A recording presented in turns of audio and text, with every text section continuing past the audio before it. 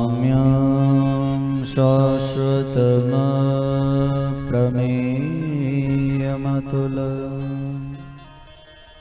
ज्ञानैकगम्यमहरं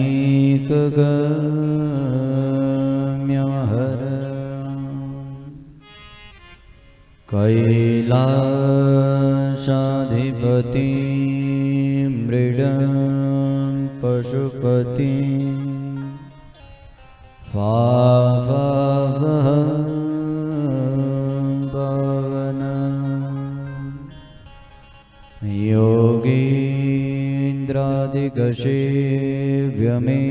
योगीन्द्रादिगसेव्यमेकमनघं ध्यानास्पदं सत्यदं वन्देऽहं शरणेश्वरं प्रियकरं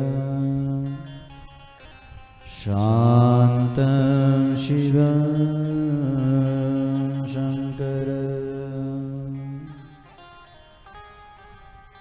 कृष्णाय वासुदेवाय हरये परमात्मने प्रणतः क्लेशनाशाय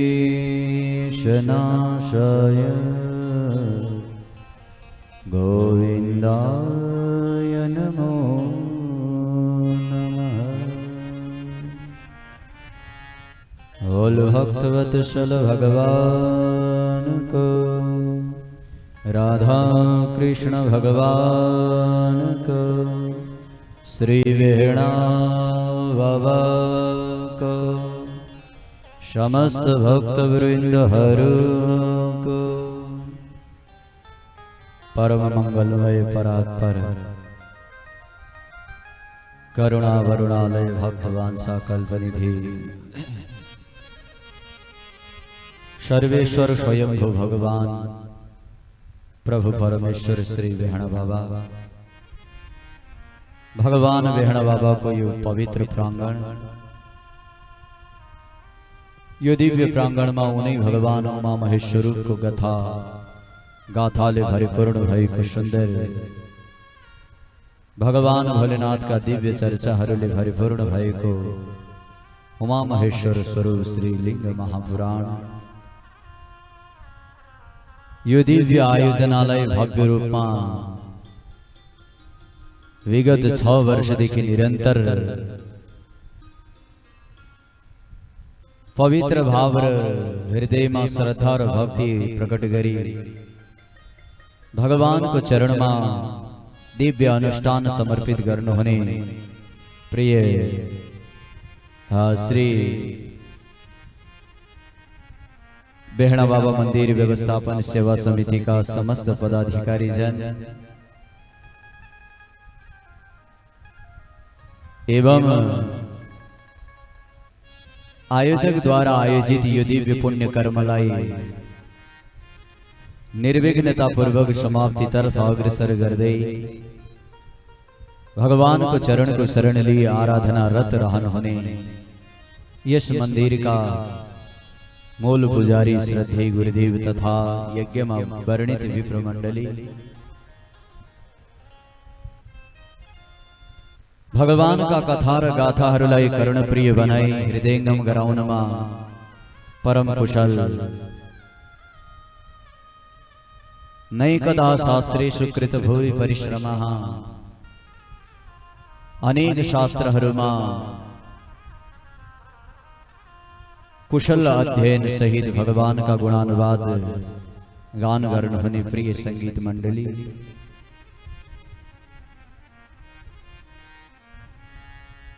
भगवान को भक्ति को कथा भगवान भोलेनाथ का दिव्य चरित्र हरुलाई श्रवण को लागी घर द्वार में बसेर हाथ को मोबाइल में प्रत्यक्ष प्रसारण को माध्यम बाट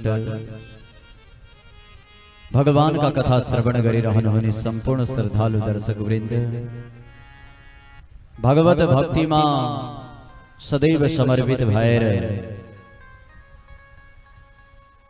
विगत 6 वर्ष देखि निरंतर भगवान का कथा श्रवण गर्दै आइरहनु भएका हृदय में दिव्य भगवान भोलेनाथ को चरण में शरणागति भाव प्रकट कर दे। भगवान का कथाहर श्रवण कर दे। भगवान को भक्ति में अवगाहन करने को लागी पवित्र यो दिव्य श्री दिव्य अनुष्ठान को पवित्र मंगलमय पावन सरिता में घर द्वार देखी यहाँ सब पालन होने समस्त श्रद्धालु भक्तिमती आमाहर भावमय गुवाहर सर्वम खलमिदं ब्रह्म मांदे युदास कोटि कोटि नमन गर्दस। आउन होश प्यारे,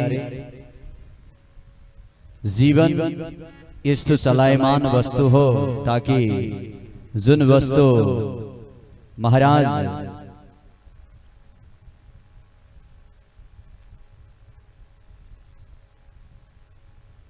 एक निश्चित गंतव्य में अवश्य जानु पर्ने तर भवाटवी में भटके को एक प्राणी यो जीव हो।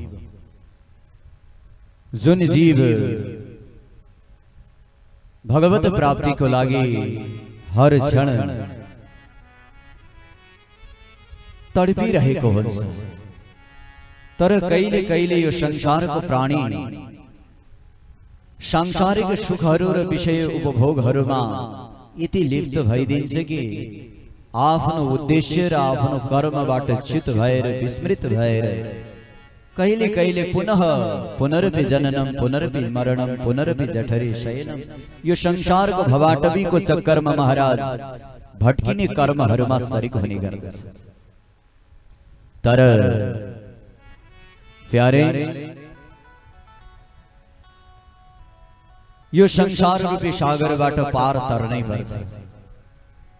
पार तरिएन भने जीवनको गति यो मनुष्य जन्मको जस्तो सजिलो हुनेवाला छैन। यसपछि बहुत कठिन जीवन हुनेछ। त्यसैले जीवनलाई पार लगाउनको लागि भगवानका गाथा र गुणानुवाद श्रवण गर्दै भगवानको पवित्र गाथामा हामी सबैजनाहरू अग्रसर हुनेछौँ। आउनुहोस् आजको दिव्य कथा प्रसंगमा अवगाहन गर्नुभन्दा पूर्व पवित्र भगवान का दिव्य गुणानुवाद श्रवण गर्दै आनन्दसँग पुनः आजका सुन्दर पवित्र गाथाहरूमा प्रविष्ट हुनेछौँ। बोल भक्तवत्सल भगवान को निकुंज में विराजे घनश्याम राधे राधे। निकुंज में विराजे घनश्याम राधे राधे। निकुंज में विराजे घनश्याम राधे राधे। श्याम राधे राधे घनश्याम राधे राधे। श्याम राधे राधे घनश्याम राधे राधे। श्याम राधे राधे घनश्याम राधे राधे। श्याम राधे राधे घनश्याम राधे राधे। निकुंज में विराजे घनश्याम राधे राधे। निकुंज में विराजे घनश्याम राधे राधे।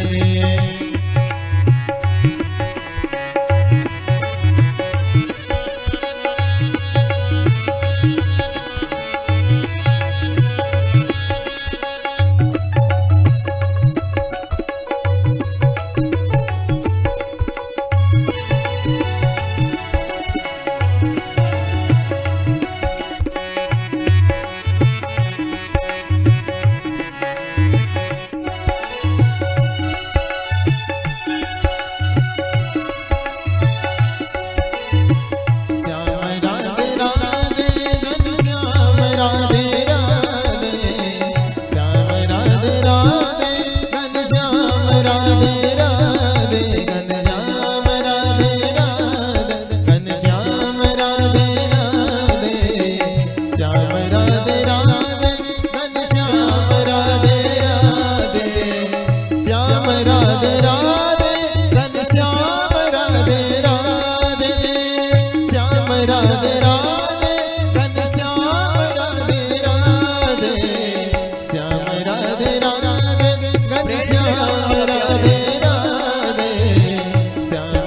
राधे राधे घनश्याम राधे राधे निकुंज में विराजे घनश्याम राधे राधे निकुंज में विराजे घनश्याम राधे राधे बोल घनश्याम भगवान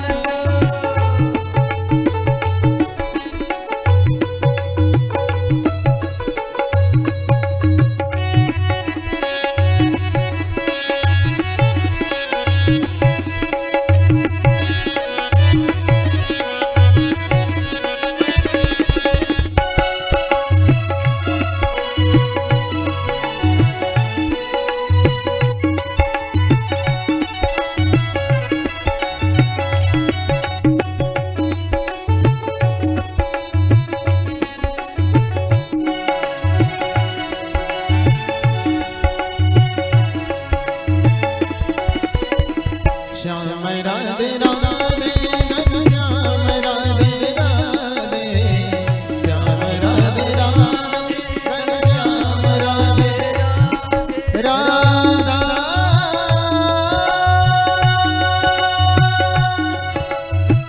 श्री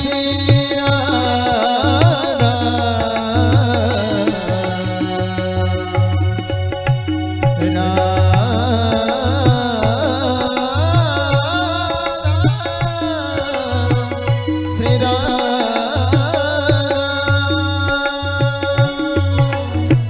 श्याम राधे राधे घनश्याम राधे राधे श्याम राधे राधे घनश्याम राधे राधे श्याम राधे राधे घनश्याम राधे राधे श्याम राधे राधे घनश्याम राधे राधे निकुंज में विराजे घनश्याम राधे राधे निकुंज में विराजे घनश्याम राधे राधे निकुंज में विराजे घनश्याम राधे राधे निकुंज में विराजे घनश्याम राधे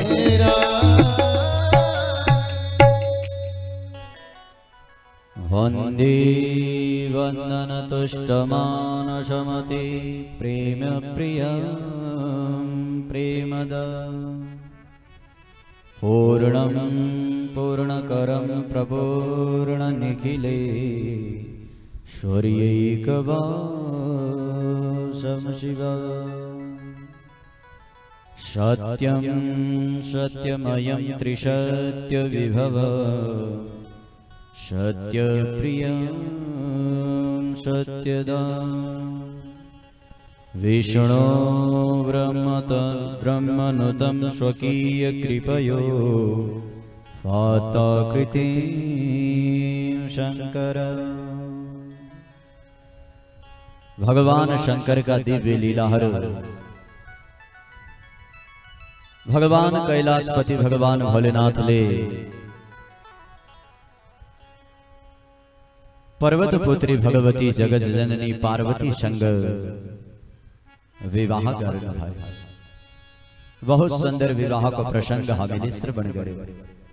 तत्पश्चात के भयो आउन होस कथा विस्तार पूर्वक श्रवण करने सौ हामी माझमा सुदूर पश्चिम प्रदेश युवा संजाल का अध्यक्ष आदरणीय युवा व्यक्तित्व जीवराज जोशी जी पाल्नु भएको छ। त्यसै गरी अनेक तीर्थमा तीर्थयात्री को रूप में चरण गरिरहनु हुने आदरणीय स्वनाम धन्य देवीलाल पाण्डे जी हुनुहुन्छ ज्येष्ठ नागरिक, वहाँ प्रति पनि आभार प्रकट गर्दै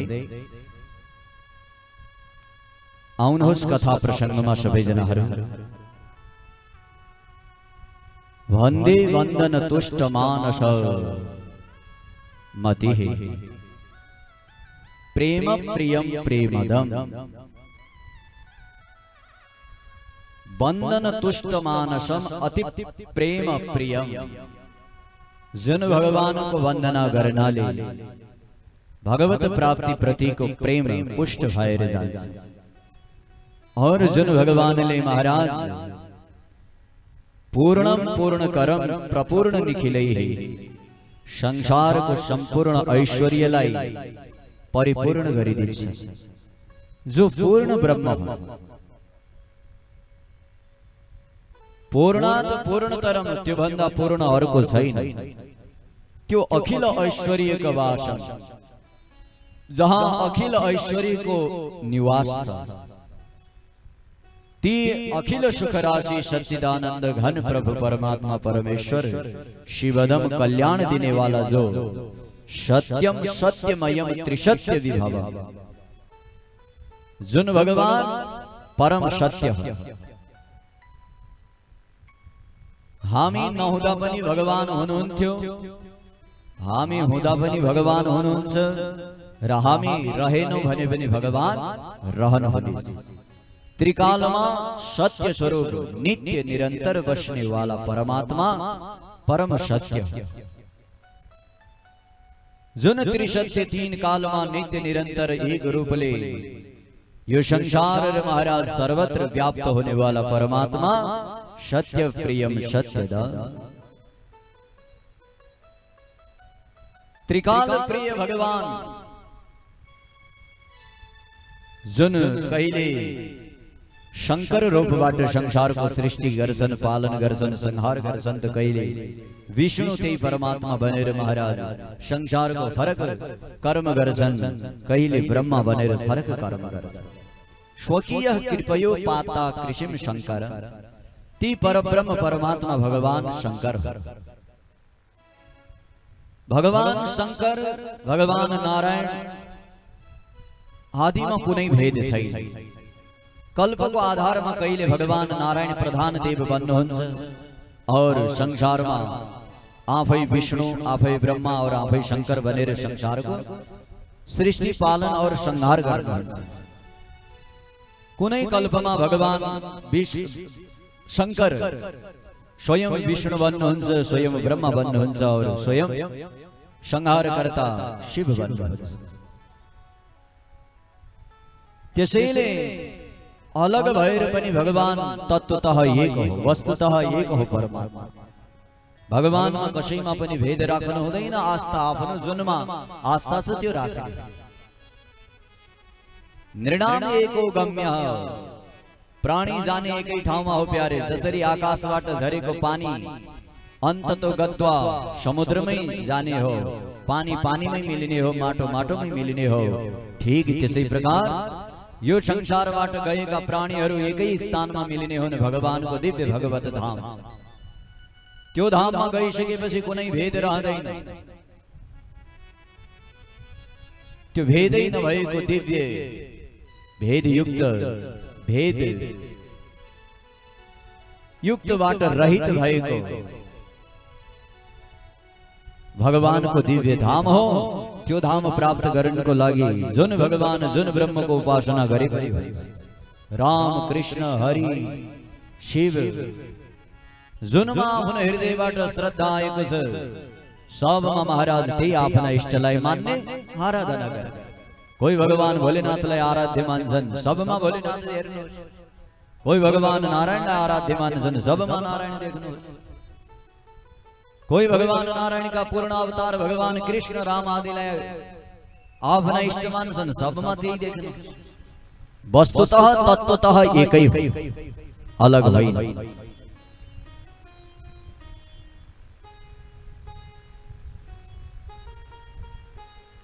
त्यसैले भगवान सत्यव्रतम सत्यपरम त्रिसत्यम अथवा सत्यम सत्यमयम त्रिसत्यम, भगवान तीन रूपमा परम सत्य पर ब्रह्म हो।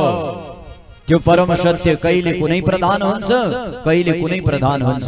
कल्पको आधारमा फरक हुन्छ, परन्तु अमलात्मा विमलात्मा ज्ञानी ध्यानी ऋषि महर्षिहरूले वस्तुतः वेदान्तीहरूले केवल महाराज एक ब्रह्ममा निष्ठा राख्छन्। त्यही महाराज पूर्ण ब्रह्मको ध्यान गर्छन्। जुनमा आस्था छ त्यसैलाई भगवत स्वरूपले दर्शन गर्ने, उनलाई नै प्रणाम गर्ने। स्वकीय कृपयो पाता कृतिम शंकर,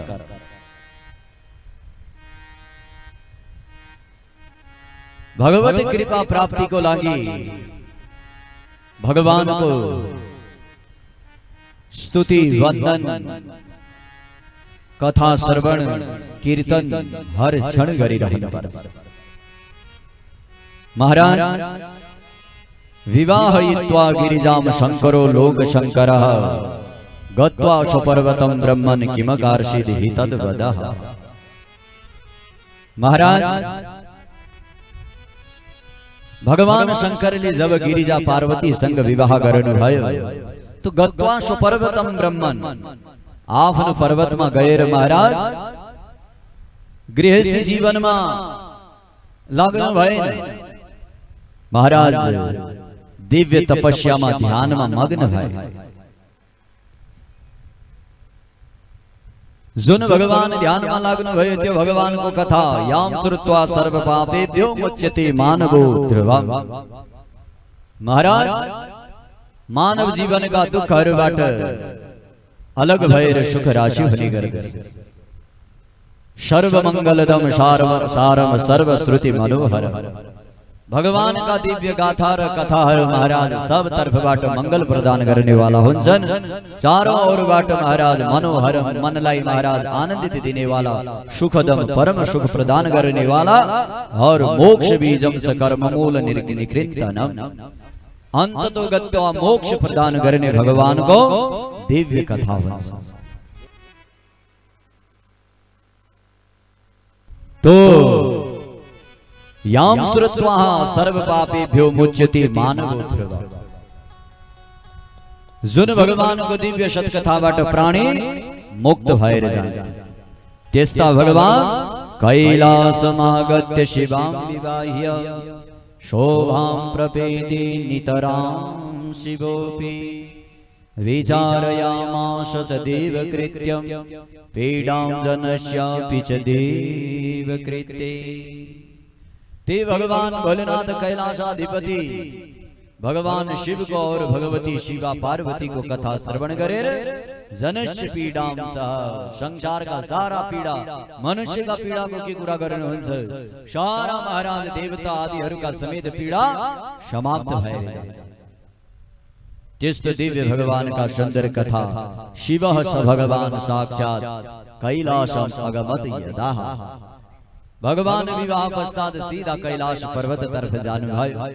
सौख्यम च विविधम च क्रूर गणाः सर्वे सुहर्षिताः। भगवान को विवाह में भगवान का अनेक गणहरू बड़ा गदगद भएर प्रसन्न भए। विवोह उत्सवो महोत्सवो महान आसीत् शिवे कैलासमागते। जहाँ भगवान विवाह गरेर पार्वती सहित कैलाश पर्वत तरफ प्रस्थान गर्नु भयो सारा कैलाशवासी त महाराज गदगद भए। देवाः स्वविषयं प्राप्ता हर्ष निर्भर मानसाः। सब देवताहरू भगवान को जय जयकार लगाउन थाले। अब स्वर्ग को राज्य हामीलाई वापस मिल्ने वाला छ। प्रसन्न भए महाराज।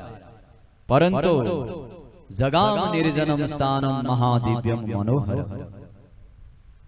भगवान कैलाश को आफ्नो नगर घर में रोक्नु भए। त्यहाँबाट सीधा निर्जन जंगल में जानु भयो। शय्याम रति गरिम कृत्वा पुष्प चंदन चर्चिताम्। जहाँ भगवानले महाराज दिव्य तपस्या गर्नु एकाग्र मन लगाएर सहस्र वर्ष पर्यंतम देवमानेन मानदः। हजारों वर्षसम्म महाराज देवताहरू दुखी भएका। अब त महाराज भगवानले विवाह गरिसक्नु भयो। परन्तु विवाह गरेर पनि महाराज चिन्ता जस्ताको त्यस्तै रहे। एक दिन देवताहरूले पुनः सल्लाह गरे महाराज भगवान को विवाह भए वर्षौं भइसक्यो। स्वर्ग को राज्य में महाराज दिति का पुत्र वज्रांग को वंश में उत्पन्न तारक सारा महाराज स्वर्ग को राज्य को उपभोग गरिरहेका छन्। स्वर्ग को राज्य हाम्रो तिनीहरूको होइन तर आज राक्षस को हाथ में गएको छ। भगवानले हामी देवताहरूको कार्य गर्छौं भन्नु भएको थियो तर आजसम्म गर्नु भएन नजाने किन। सारा देवताहरू महाराज पुनः शरणं व्रजदेवेशः शंकरस्य महाप्रभो।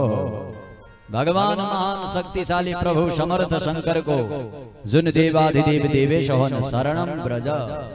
सब भगवान को शरण में गए महाराज।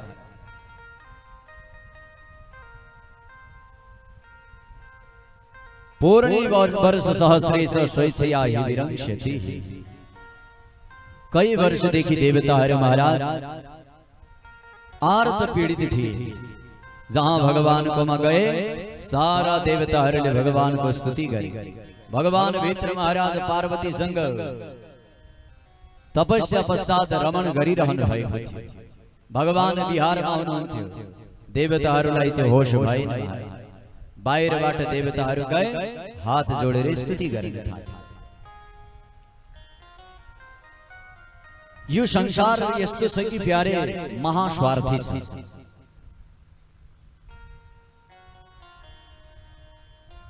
ननु स्वार्थ परो लोक नवेद पर संकट। आफ्नो काम बन्नु छ भने अर्काको महाराज कष्टको कुनै परवाहै गर्दैन। आफ्नो काम बनाउनको लागि महाराज अर्कालाई जति कष्ट भए पनि उलाई केही फरक पर्दैन, तर उसको आफ्नो काम हुनु। यो स्वार्थी संसार महाराज केवल आफ्नो पेट भर्नको लागि महाराज दुनियालाई अनेक कष्ट दिन तयार छ।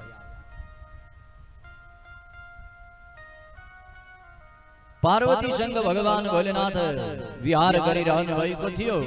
देवताहरूले केही पनि विचार नगरिकन सीधा हात जोडेर बाहिरबाट महाराज स्तुति गर्न सुरु गरे। देव देव मरमानाथ सर्वावन कर प्रभो। हे भगवान, सामने नारायण थिए, ब्रह्माजी पनि थिए। भगवान भोलेनाथले विवाह गरेको कई वर्ष भइसके। प्रभु रक्षण हाम्रो रक्षा गर्नुहोस्। हे करुणा सागर प्रभो अंतर्यामी हि सर्वेषां सर्वं जानासि शंकर।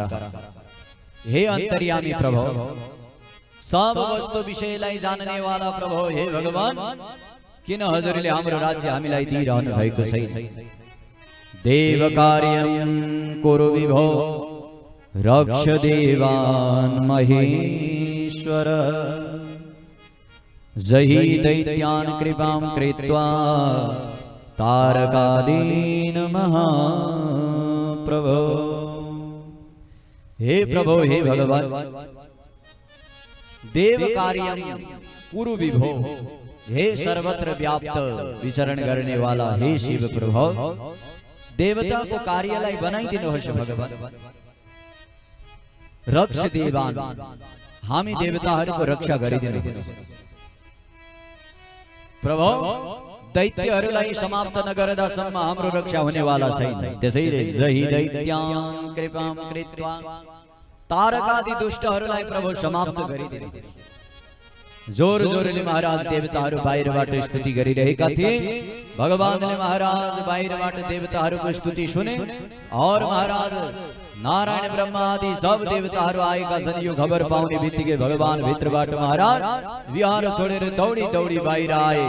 जहाँ बाहिर आए भगवान शंकरले हात जोडेर भने, हे विष्णु, हे विदेही देवा सर्वेषां को मनोगति।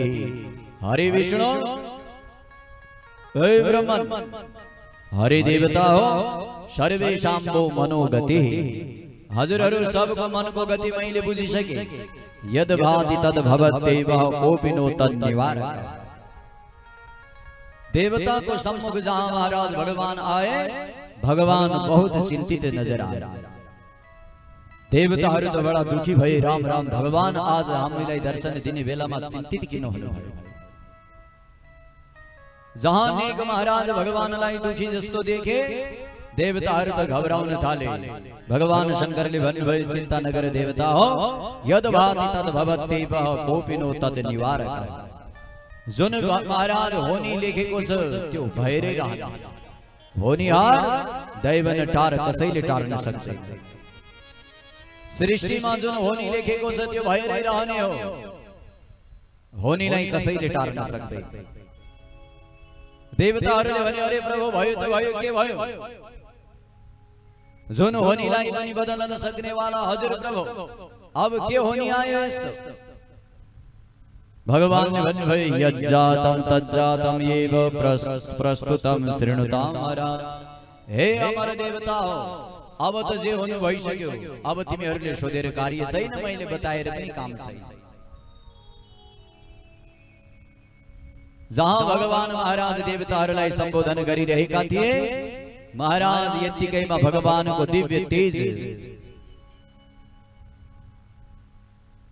जहां तेज स्खलित भयो शिवरेत स्खलितम तेज को गृहीष्यति मेधुना। भगवान को दिव्य तेज महाराज जहां बाहिर आयो सब देवताहरू त्राही त्राही मचाउन थाले राम राम प्रभु यो के भयो।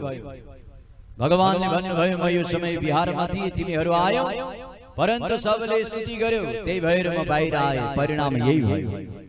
शग्रिणी आदि देवताहरू थरथर काँप्न थाले, हाय राम प्रभु अब के हुने, यसको अधिकारी को हुने हो प्रभु। भगवान को दिव्य तेज धारण गर्ने सामर्थ्य सबैमा हुँदैन।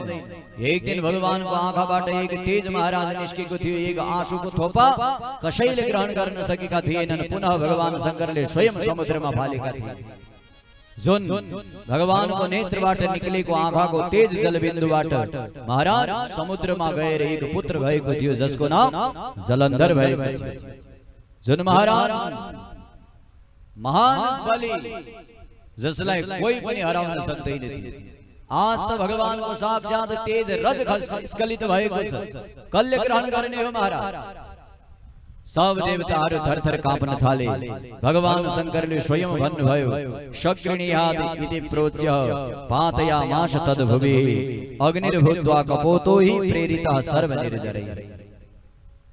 भगवानले भन्नुभयो देवता हो तिमीहरूको कारणले यो सब भएको हो, त्यो भएर यो तेज ग्रहण गर्ने वाला कोही न कोही तयार नत्र अनर्थ हुने।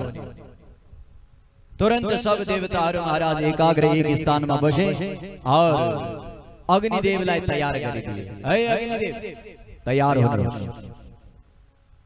भगवान को दिव्य तेज कसैले पनि महाराज लिन सक्दैन। अग्निमा त्यो सामर्थ्य छ, त्यो लिन सक्छ। अग्निलाई तयार गरिदिए। अग्निले भने कसरी लिऊ महाराज? देवताहरूले भने अरे अग्निदेव कुनै पक्षी आदिको रूप धारण गर, त्यो तेजलाई लिए। तुरन्त महाराज अग्निले कबूतर नाम गरेको पक्षीको रूप धारण गरे। जहाँ कपोत को रूप धारण गरे, देवताहरूले जहाँ प्रेरित गरे, तुरंत महाराज अभक्ष्यस्तान् भवम वीर्यम संस्वातु निखिलम तदा। तुरंत महाराज त्यो तेजलाई आफ्नो चोच मुखको माध्यमबाट महाराज अग्निले ग्रहण गरे। एतस्मिन् अनन्तरे तत्र जगामः गिरिजामुनि। यतिकैमा त महाराज भित्रबाट माता पार्वती जगत जननी भगवती क्रोधले लाल लाल भएर महाराज आँखा अंगारका जस्ता भएर तिल मिलाउँदै महाराज भित्रबाट बाहिर आए।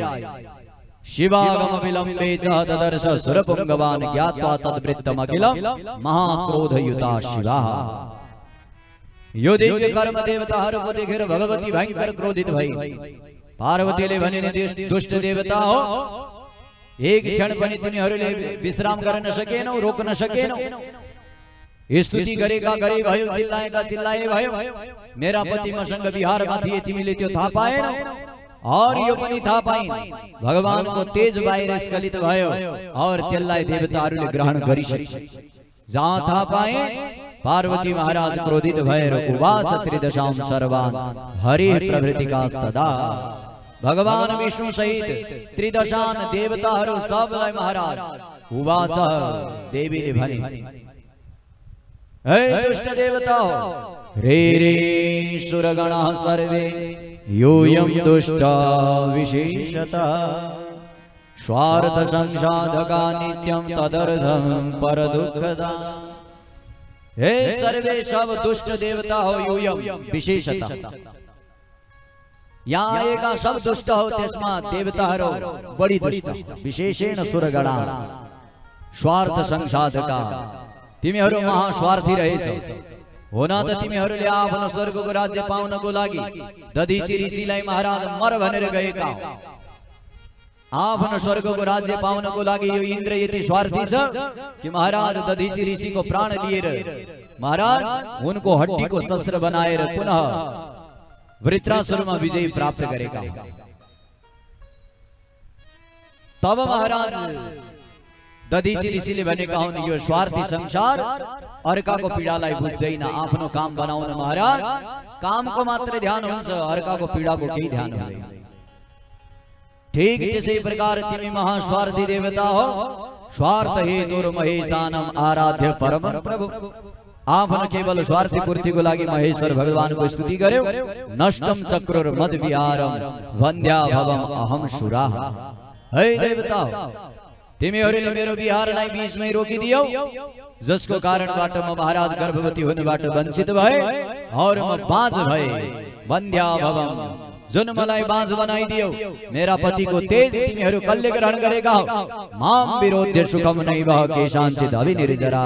हे निर्जर देवताहरू, मेरो इच्छा बिना तिमीहरू कोही पनि सुखी हुन सक्दैनौ। तस्मात् दुःखम भवेद वेहो हि दुष्टानां त्रिदिवौ कशाम। हे दुष्ट देवता हो, त्यही भएर तिमी स्वर्गमा गएर पनि हर क्षण दुखी हुनेछौ। जाऊ, यो मेरो श्राप। जसरी म बन्ध्या भए मेरो गर्भबाट सन्तान हुन दिएनौ तिमीहरूले, मेरो गर्भको सन्तानको महाराज प्रभावलाई खिचिदियौ, एक आमा हुनबाट मलाई वञ्चित गरायौ। त्यसैले जाऊ देवता हो, तिमीहरूलाई मेरो श्राप छ। अद्य प्रवृत्ति देवानां बन्ध्या भार्या भवन्तु ते। आजको दिनदेखि देवताहरूकी पत्नी कहिल्यै गर्भवती हुने छैनन्, तिम्रो पनि कहिल्यै सन्तान हुने छैन, सदैव बाँझ रहने छन्। यो मेरो श्राप भयो। देवास दुखिता सन्तो निखिला मद विरोधिना। मेरो विरोधमा आएका सब देवताहरू दुखी हुन्। महाराज, यो मेरो श्राप। पार्वतीले जहाँ श्राप दिए, देवताहरू त महाराज थरथर काँप्न। पार्वतीले भने सब देवतामा सबभन्दा बढी अग्नि थरथर काँपिरहेका थिए। पार्वतीको नजर सीधा अग्निमा गयो। यतिका देवताहरू थिए, तिमीले मात्र मेरा पतिको तेज ग्रहण गर्यौ। तिमीले एकचोटि पनि विचार गरेनौ यो कसको अधिकार हो? तिमीले मेरो अधिकारमाबाट खोजेको हुनाले जाऊ, तिमीलाई अलग श्राप दिनेछौ। सर्वभक्षी भव शुचे पीडितात्मीति नित्यशः। हर समय तिमी सर्वभक्षी भएर बन्नेछौ। तिम्रो मुखमा कसैले चिता कुडा कर्कट पनि जलाओस् और दिव्य आहुति पनि जलाओस्, सर्वभक्षी बन। जाऊ, जे पायो त्यो खानेछौ। यो मेरो श्राप। अग्निलाई महाराज पार्वतीले श्राप दिए। तिमीले आफ्नो मुखबाट के खानुपर्छ विचार गरेनौ। त्यसैले आजको दिनदेखि तिमी अविचार्य सर्वभक्षी हुनेछौ। अग्नि विचार केही बोलेन। शिव तत्त्वम न जानासि मूर्खोषे सुरकारी। तिमी देवताहरूले भगवान शिवको तत्त्व केही जानेका रहेनछौ। बेकारमा आफ्नो स्वार्थ पूर्तिको लागि स्तुति गर्न आयो। रे रे षट महादुष्ट दुष्टानां दुष्ट बोधवा। हे षट मूर्ख महादुष्ट, दुष्टहरूका पनि महान दुष्ट हो। अभक्ष्य शिववीर्यं यन्नाकार्षि रुचितम हितम। तिमीले अहित गरेका हो, त्यसैले तिमी दुखी हुनेछौ। महाराज, इति शब्दवा शिवा बन्हिं सहेसेन नगात्मनः।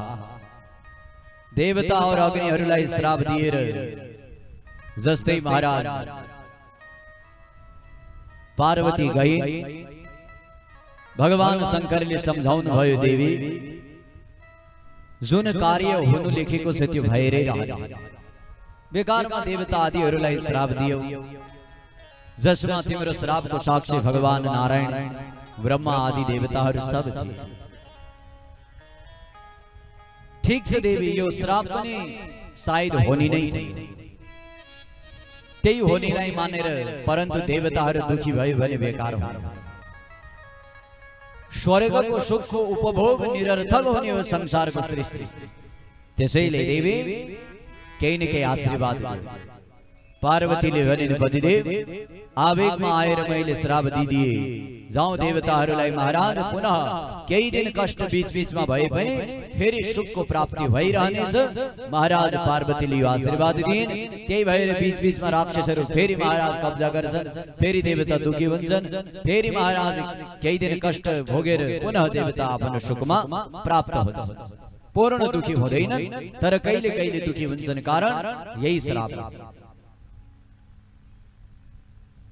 अब के गर्ने? पार्वतीले भने, जे भयो भयो महाराज, अब जे होस् ठीक छ। भगवानले महाराज त्यसो भए पार्वतीलाई मनाए।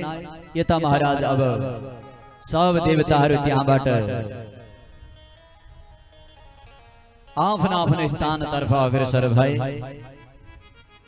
सब देवताहरूलाई आफ्नो आफ्नो तर्फ जान दिनुहोस्। वाकी के हुन्छ ती देवताहरू त्यो भगवानको तेजलाई के गर्छन्, अग्निदेव के गर्छन्, कथा विस्तार पूर्वक श्रवण गर्नेछौं।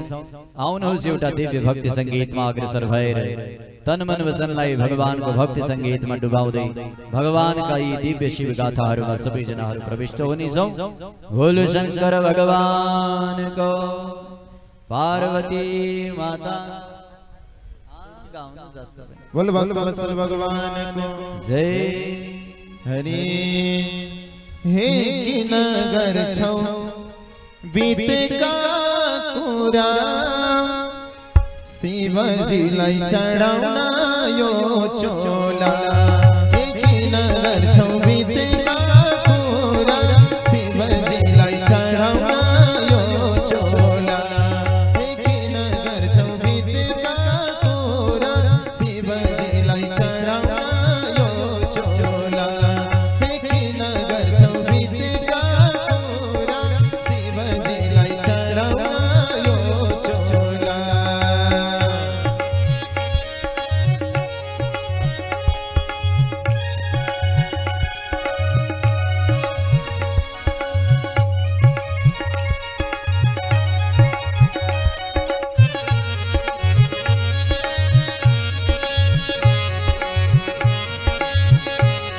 हरि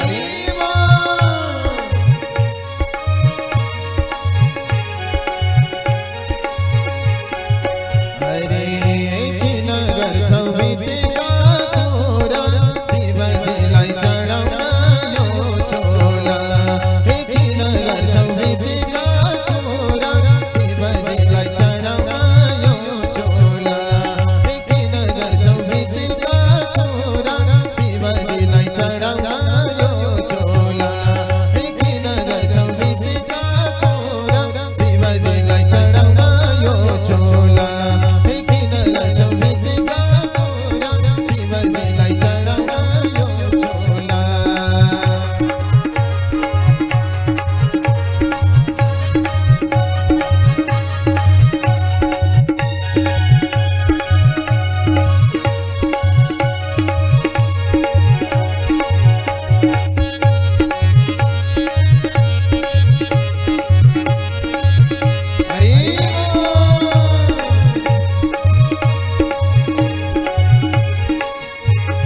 हरि कि नगर छौ बीते का कुरा, शिवजीलाई चढाउन यो चोला।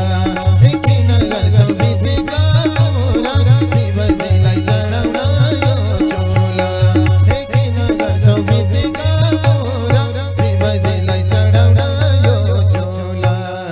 हरि बोलो शंकर भगवान को। महाराज जहाँ सब देवताहरू आफ्नो आफ्नो स्थलमा गए, परन्तु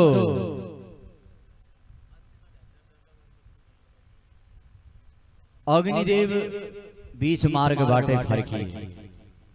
जहाँ अग्निदेव फर्किए, भगवान शंकर को पुनः स्थानमा आएर हात जोडेर स्तुति गर्न थाले। हे प्रभु,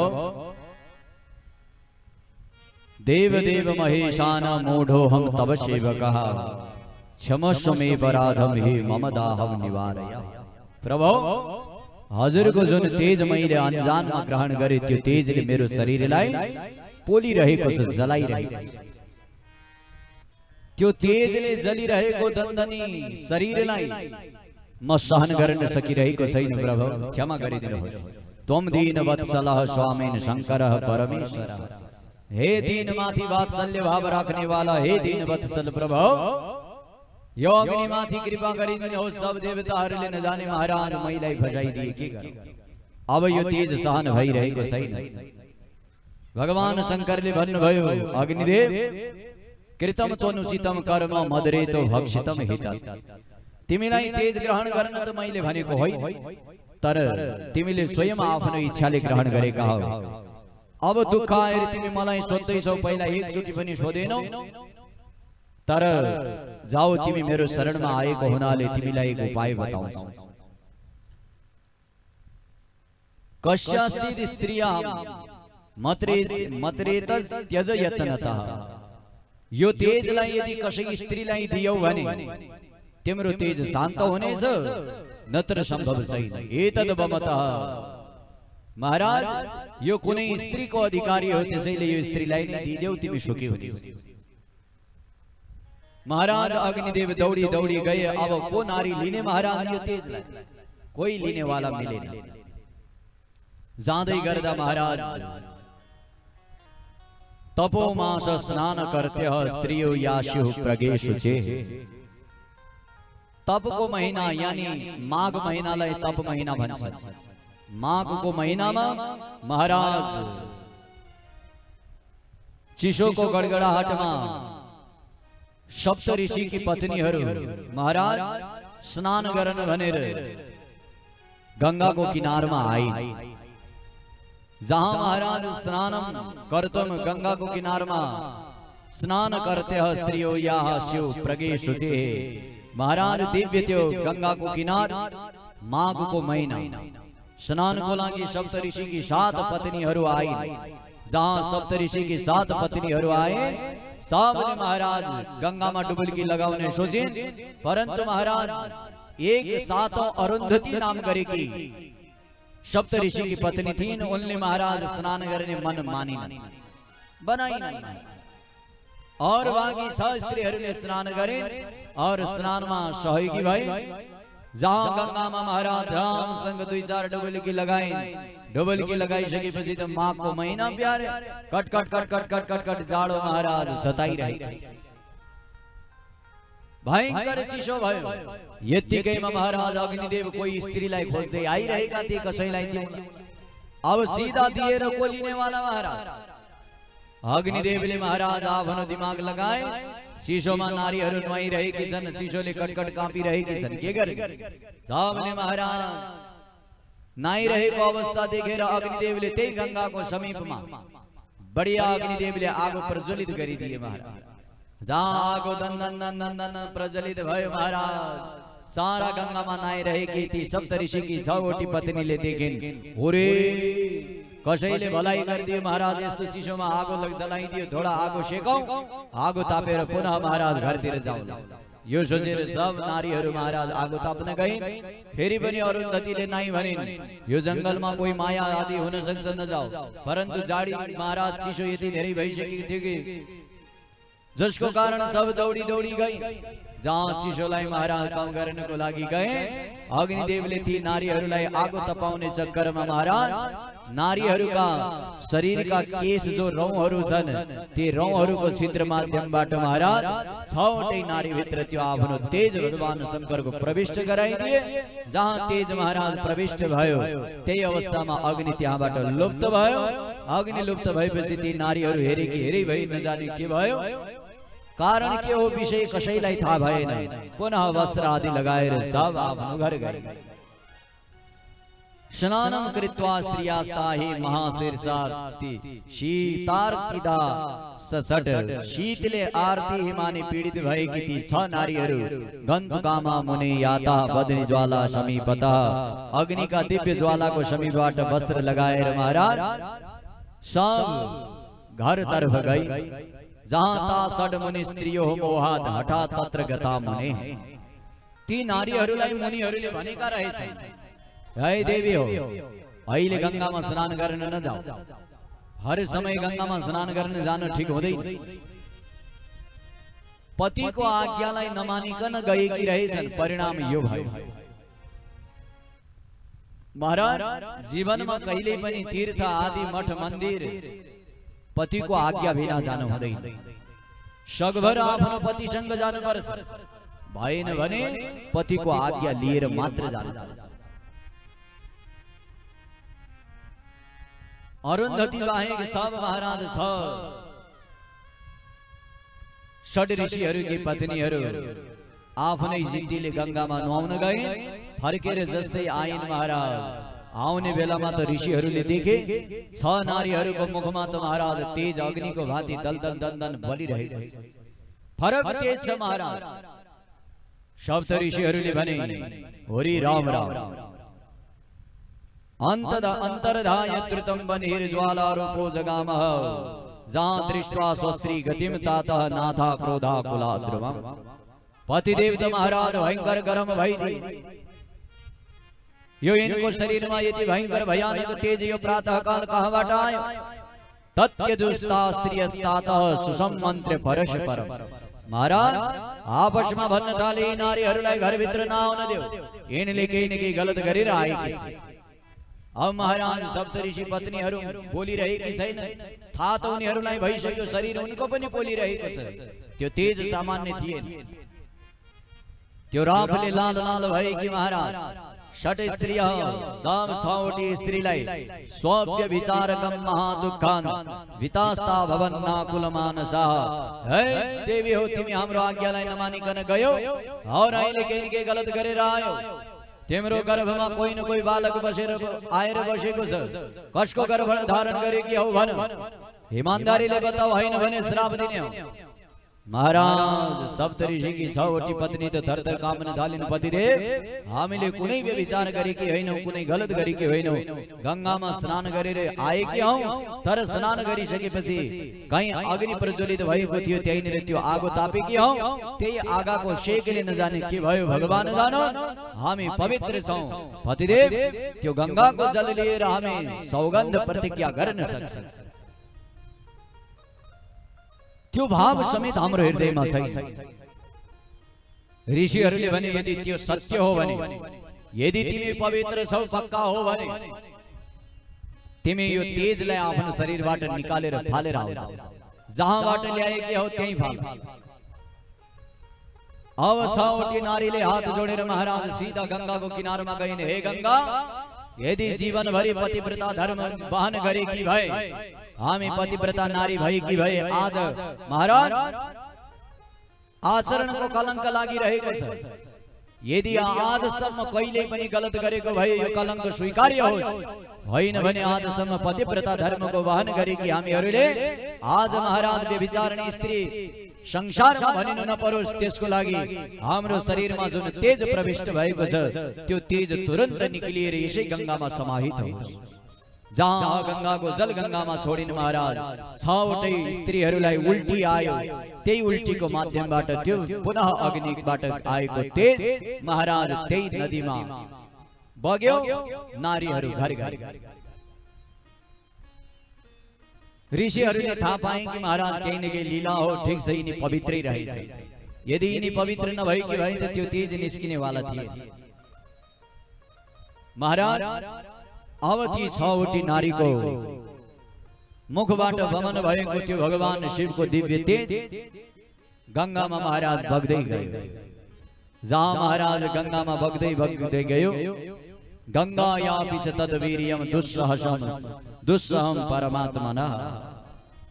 गंगा जस्ती पवित्र महाराज शीतल प्रदान करने वाली गंगालाई भगवान को तेज भयंकर गरम सहन गर्न सकिन। गंगामा महाराज जोर जोरले बाढ आयो। जब गंगामा बाढ बढी आउँछ नि महाराज, तब सारा लहरहरू होइ होइ माथि तल जाने गर्छ। त्यो लहरको छिटाको माध्यमबाट महाराज त्यो भगवानको तेज नारीहरूले उल्टी गरेको तेज बुँद छिटाहरूको माध्यमबाट साइड हुँदै महाराज सरकण्डको जंगलमा गएर खसे। गंगाको किनारमा पुष काँस सरकण्ड आदिको जंगल हुन्छ। त्यो तेज पानीबाट जहाँ उछिटिएर महाराज सीधा सरकण्ड काँसको घाँसमा गएर अड्कियो। महाराज त्यहाँ पुग्ने बित्तिकै महाराज सुन्दर बालक प्रकट भयो। जहाँ सुन्दर एक बालक प्रकट भयो, शीतलताको समय, चिसोको मौसम, बालक तो महाराज कटकट कटकट कटकट कांपन थाले। जहाँ बालक अत्यंत खटखट कांपन थाल्यो, महाराज कोही पनि समाउने वाला आए। कसैले थाहा पनि पाएनन् कि जंगलमा महाराज नदीको किनारमा बालक छ। बालक के गर्न सक्छ? बालानाम रोदनम बल। बालक रुनै त सक्ने, अरु के सक्ने? जोर जोरले क्या गरिरहेको छ। महाराज सुन्ने वाला कोही छैन। जति जोरले रोए पनि गंगाको किनारमा गंगाकै श्या श्या शो शो गति हुन्छ महाराज।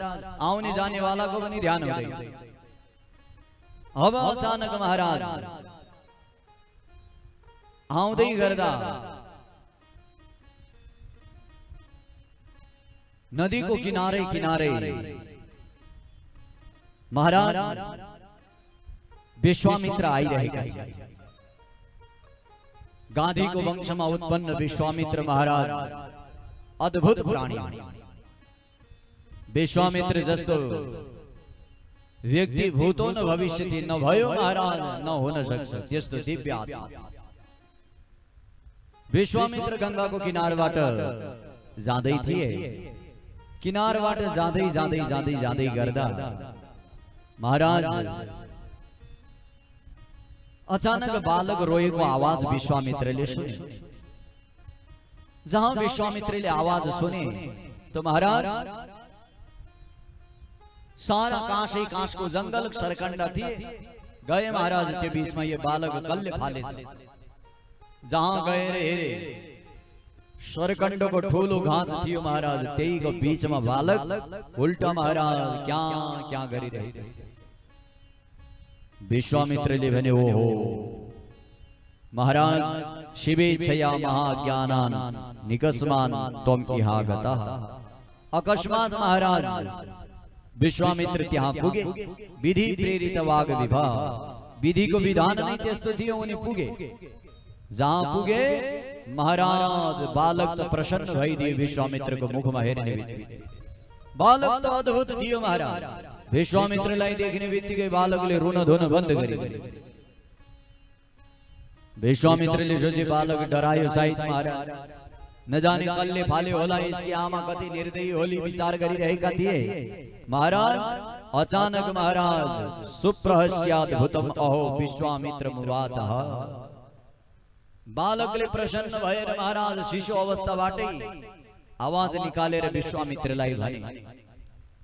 विश्वामित्र तो बालकको आवाज सुनेर महाराज आश्चर्यचकित भइदिए कि यो कोही महाराज केही देवता आदिहरूको कुनै माया त होइन, जुन मायामा म फसिरहेको छु। यो बेकार हुन जाने बालक महाराज अहिले भर्खरै सानो थियो, बोलिरहेको छ। यो असम्भव हो, तर कसरी सम्भव भयो? बालकले हात जोडेर भने शिवेच्छया महाज्ञानान् निकस्मात् त्वम् इहा गतः। महाराज हे विश्वामित्र, हजुरको आगमन यतिकै भएको होइन।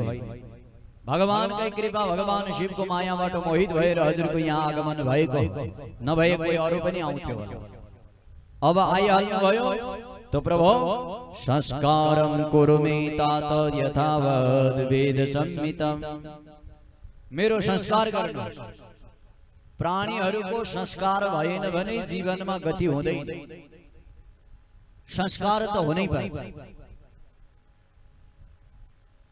गर्भाधानदेखि षोडश संस्कार अनिवार्य हुनुपर्छ। संस्कार बिना महाराज भगवत प्राप्ति बहुत गाह्रो छ।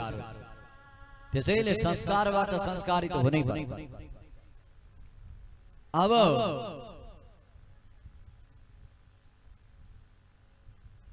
विश्वामित्रलाई बालकले संस्कार गरिदियो है।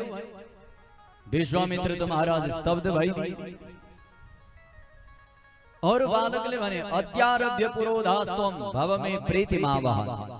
आजदेखि मेरा पुरोहित भयो, हजुर मेरा गुरु भयो, मेरो संस्कार गर। विश्वामित्रले भने हात जोडेर महाराज शृणोतात न विप्रोहम गाधी क्षत्रिय बालक।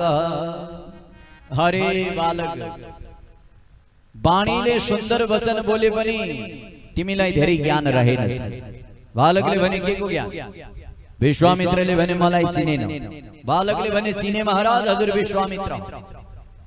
विश्वामित्रले भने केवल मलाई मात्रै चिनेर भएन, मेरो जन्म कर्म सब जित्नुपर्छ।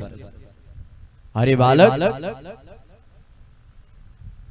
अहम न विप्रः, म ब्राह्मण होइन, गाधी क्षत्रिय बालक। गाधी नाम गरेका क्षत्रिय को पुत्र हो। संस्कार गर्ने अधिकार केवल ब्राह्मणलाई छ, अरूलाई छैन।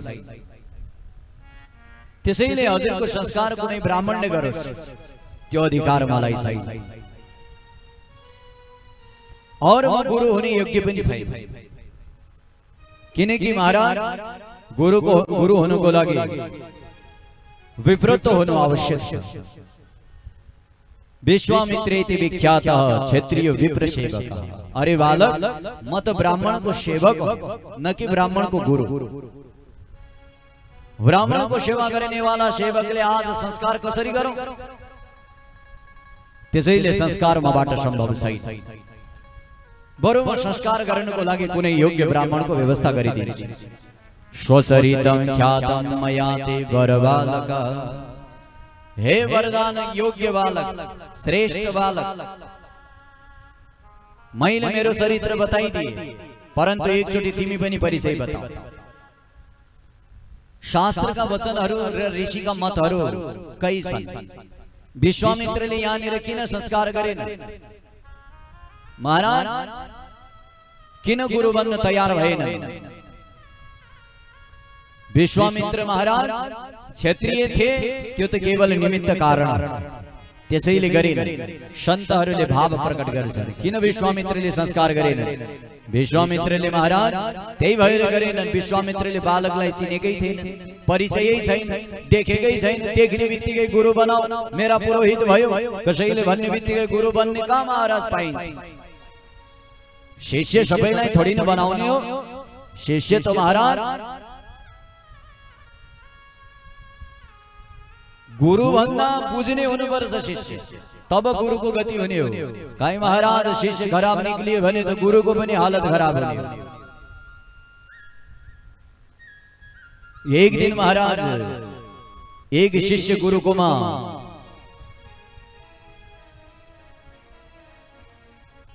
शास्त्र चिंतन कथा श्रवण आदि गर्नको लागि आए। दुई तीन दिन त कथा सुने। बालकले भने महाराज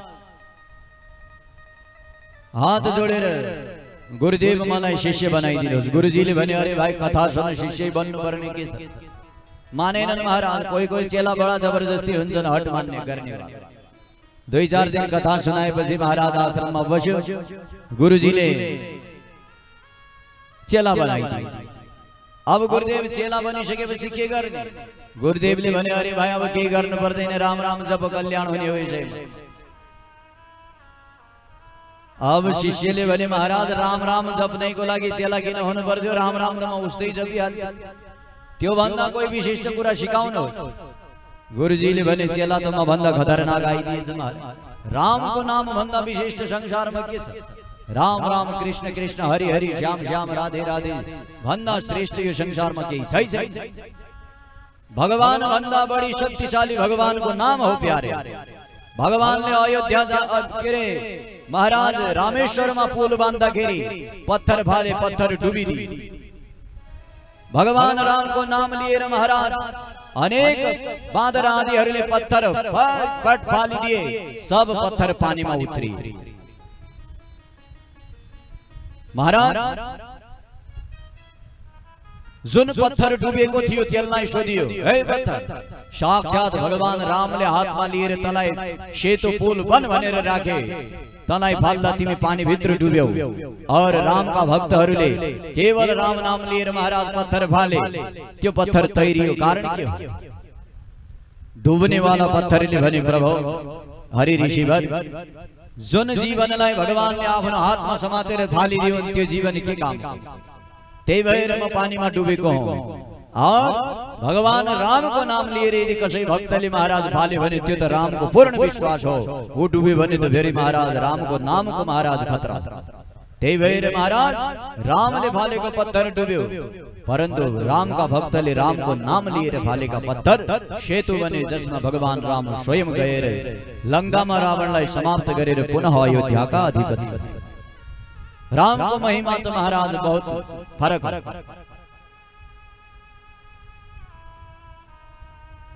शिष्यले भने गुरुदेव यो काम राम नाम कृष्ण कृष्णको कुरा गर्नुहुन्छ, यो त सामान्य कुरा, केही विशिष्ट कुरा भन्नुहोस्।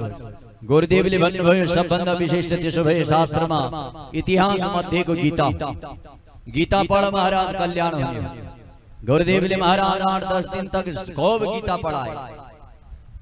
महाराज जहां गीता पढ़ाए, गीता पढ़ाऊंदा महाराज 2-4 आवृत्ति गीता पढ़ाए। शिष्य लाई बने आप तो के बुझे चला। महाराज शिष्य ले बने गुरुदेव गीता तो सब बुझे, एक चीज बुझे। गुरुदेव ले बने अरे भाई सब बुझी सके પછી એક के बुझे ना। शिष्य ले बने गुरुदेव यो जो गीता में बार-बार हर श्लोक में संपुट लगाए रहजर दोग्धा गोपाल नंदन दोग्धा गोपाल नंदन महाराज लगाई रहन भाई को यो क्यों? अरे गुरुदेव ये गीता में 2टा गधा को आए। गुरुदेव ले भन भाई पूरा गीता बुझी सकेगा रहे सब सारा गीता पढ़ाए कहीं बुझे ना। अरे सब बुझे को गुरुदेव बस ये बुझे ना। ये बताई दिन होश की दोग्धा गोपाल नंदन 2 गधा को महाराज ते गीता में आने वाला। गुरुजी ने बन भयो जय हो चेला तई जस्ता मिले तो गुरु को गति भई हाल हो। एक गधा ता हो एक गधा म हो महाराज जो यो सुनी रहेगा और कोई हो। पढ़ाए गुणाए बनाए लाट कहने लगा सोल दुनिया 8 बने को यही हो।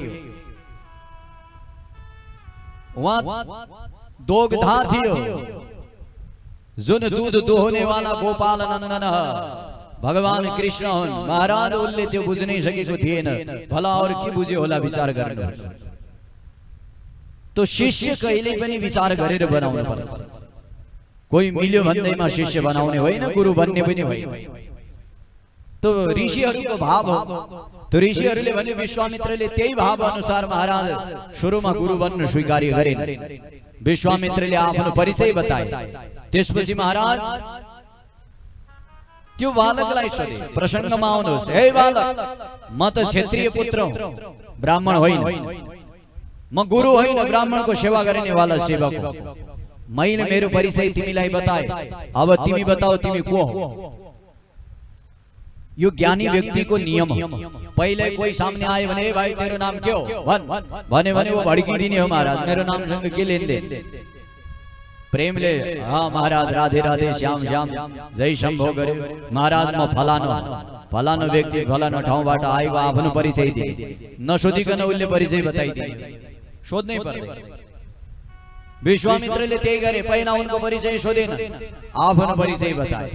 और महाराज जहाँ आफ्नो परिचय बताए, परिचय बताउँदा ध्यान दिनु होला। म महाराज यो श्रेष्ठ व्यक्ति हूँ, फलानो हूँ, खतरा हूँ न भन्नु। परिचय दिदा तो महाराज सानो हुआ, ताकि महाराज अगला व्यक्ति को अहंकार था पाइयो यो को। कहीं तपाईले म महाराज बिल्कुल ठूलो हूँ, खतरे जहाँ महाराज ठूलो ही खतरा हो भने महाराज सामने वालों तो फेरि कहीं डर मराएर महाराज ठूलै भए पनि सानै बताउने हो, उसको परिचय लिन सकिदैन। शास्त्र को नियम हो, कसैको महाराज आचरण कुल उसको हाव भाव आनी बानी व्यवहार कुल आदि को पत्ता लाउनु छ भने पहिला आफ्नो परिचय दिने, परिचय दिँदा आफूलाई सबभन्दा सानो बनाउनु। यो संसारको सबै सानो आफै हो मान्ने। म त महाराज एक सेवक हो, सामान्य घुम्दै डुल्दै गरेको एक प्राणी हो। हजुर को होइ बक्सिन्छ महाराज, हजुरको परिचय पाऊँ एकदम उल्लाई ठुलो बनाइदिने। यदि त्यो व्यक्ति मूर्ख भयो भने वो त फुल भएर यो खत्म रहेछ महाराज, यसलाई थोरै महाराज बेकुफ बनाइदिउँ सोचेर ठुलठुला गफ पेल्न सुरु गरे। म त फलानो फलानो फलानो भन्ने। यदि कोही समझदार ज्ञानी भए, ओहो महाराज यो आफूलाई सानो भन्ने वाला व्यक्ति सानो नहुन सक्छ। जो व्यक्ति जे हुन्छ त्यो कहिल्यै बताउँदैन। अरे भाइ चम्किने सूर्यले म सूर्य हूँ भन्नै पर्दैन, उसको स्वयं प्रकाश चम्किने हो। चन्द्रमाले चकोरता र शीतलताको लागि म चिसो छु भन्नै पर्दैन, स्वतः आउने बित्तिकै शीतलता हो। ठीक त्यसै प्रकार परिचय दिएर व्यक्ति ठुलो हुने होइन, परिचय त सानोबाट दिने। महाराज भगवान हनुमान जस्ता वीर को हुन सक्छन् यो संसारमा विचार गर्नु। सारा पृथ्वीलाई एक हातमा उठाउन सक्छन्, सूर्यलाई महाराज एक घाँसको भाती खाइदिन सक्छन्। त्यो तेज पवन पुत्र भगवान हनुमानमा छ। तर हनुमान जब रावणको लंकामा गए कसरी गए थाहा छ? जान सत्य पहिले लंकाला तितर वितर करे रे महाराज। रावण जस्ता तो हजार लाए, भगवान हनुमान चटा चट चटनी बनाई दी थी। तर शुरू में ही दिखाने वाला जो गरजिन सत्य वर्षी देन महाराज। गरजने वाला बरसता नहीं है और जो बरसता है वो गरजता नहीं है। हनुमान जी ने पहले चोटी जाने वेला मा कसरी गए महाराज। शान भैर कसैले ताई पाई, बिल्कुल शान कसै का आँखाले समेत हेर्न पाएन। यति शान भैर लंका मा गए, सब लंका हेरे। अरे भाई अर्कालाई बुझ्नको लागि त सानो हुनुपर्छ, तब शत्रु आदि मित्र सब बुझिने। ठुलो भएर गए त केही बुझिदैन, सही गलत के हो त्यो पनि बुझिदैन। जीवनमा सानो हुन सिक्नुहोस्, जति सानो भयो त्यति ठुलो बन्नु। हनुमान जी महाराज सानो बनेर गए। महाराज जब फर्केर आउँदाखेरि महाराज भित्र प्रविष्ट भएर फर्किँदै थिए, तब थोरै चौडा भएर आए। महाराज त्यो नीति विश्वामित्रले पनि त्यही गरे, आफू सेवक बताए। महाराज बालकलाई परिचय सोधे। बालक महाराज परम ज्ञानी थिए। बालकले भने महाराज संसारमा कोही धोती कुर्ता मात्रै लगाएको आइदियोस् महाराज, वो त आफूलाई महागुरु सम्झिने वाला। विश्वामित्र जस्ता कोन विश्वामित्र थाहा छ? राजर्षि विश्वामित्र हुन्। क्षेत्रीयमा ऋषि तुल्य राजा हुन् राजर्षि। और महाराज देवताहरूमा देवर्षि हुन्, देवता समान तपस्या प्राप्त गरेका। अरे जुन स्वर्गमा देवताहरू बसिरहेका छन् त्यस्तो स्वर्ग त विश्वामित्र एक संकल्पमा तयार गरिदिए। स्वर्गका देवताहरू एकै स्वर्गमा बस्छन्, विश्वामित्रले चाह्यो भने 1000 स्वर्ग निर्माण गर्न सक्छ। त्यो तपस्या, त्यसैले उनी देवर्षि भन्दा कम होइन। यदि संसारमा युद्ध गर्नु पर्यो भने विश्वामित्रसँग को सक्ने हो महाराज? परम राजर्षि। और तपस्वीको कुरा गर्नुहुन्छ, ब्रह्मर्षि पनि विश्वामित्र। ब्राह्मणमा जो ऋषि तुल्य ब्रह्मर्षि छन् त्यो पनि विश्वामित्र। त्यस्ता विश्वामित्रले आफ्नो परिचय ब्राह्मणको सेवक हो भनेर परिचय दिए। म गुरु हुने योग्य छैन। आफू अयोग्य महाराज बालकको सामने प्रस्तुत गरे। तो बालकले विचार गरे, ओरे राम, यो कोही न कोही महापुरुष हो, साधारण मनुष्य होइन। बालकले परिचय गराए, हे विश्वामित्र, हजुर को हो? मलाई परिचय दिनु पर्दैन। विश्वामित्रले भने, किन? मलाई चिनेका छौ? को? आउनुहोस्, को हुनु महाराज विश्वामित्र? विस्तार पूर्वक सुनौ। एउटा मिठो भक्ति संगीतमा शरीक भएर विश्वामित्र जी को महाराज पूर्व जन्म के हो, कसरी विश्वामित्र महाराज क्षेत्रीय कुलमा जन्मिएर पनि ब्राह्मण भए, और कसरी मनुष्य भएर पनि देवर्षि भए, तपस्वी भएर पनि राजर्षि कसरी भए, कथा संक्षेपमा श्रवण गरिनेछौं। आउनुहोस्, आएको आलस्यलाई भगाउनको लागि दिव्य भक्ति संगीतमा शरीक बनौ। बोल भक्तवत्सल भगवान को जय। शाम सदा शिव भगवान को। लक्षटी सबल बोलो हर हर महादेव। हरे शिव शिव हे शिव शंकर, हे शिव शंकर, तिम्रो पायो जीवन अर्पण। नंदी साथैमा, नंदी साथैमा, त्रिशूल डमरू तिम्रो हातैमा। नंदी साथैमा, त्रिशूल डमरू तिम्रो हातैमा। शिव शिव हे शिव शंकर, हे शिव शंकर, तिम्रो पायो जीवन अर्पण। नंदी साथैमा, क्षमा नंदी साथैमा, त्रिशूल डमरू तिम्रो हातैमा। नंदी साथैमा, त्रिशूल डमरू तिम्रो हातैमा।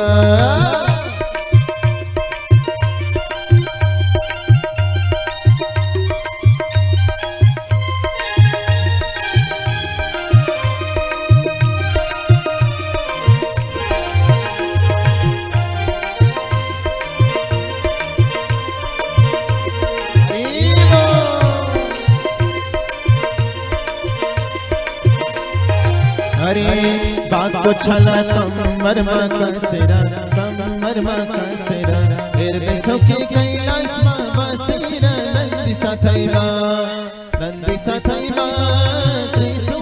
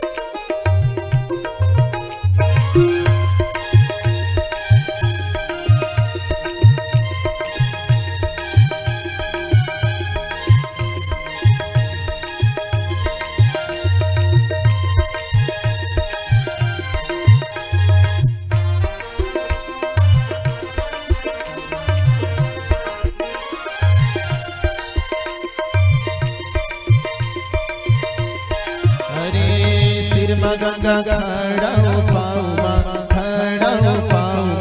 मेरो मनमा बताओ नंदी ससैमा त्रिशूल डमरू तिम्रो हातैमा नंदी ससैमा त्रिशूल डमरू तिम्रो हातैमा खड़ाओ पाऊमा मेरो मनमा बताओ नंदी ससैमा त्रिशूल डमरू तिम्रो हातैमा नंदी ससैमा त्रिशूल डमरू तिम्रो हातैमा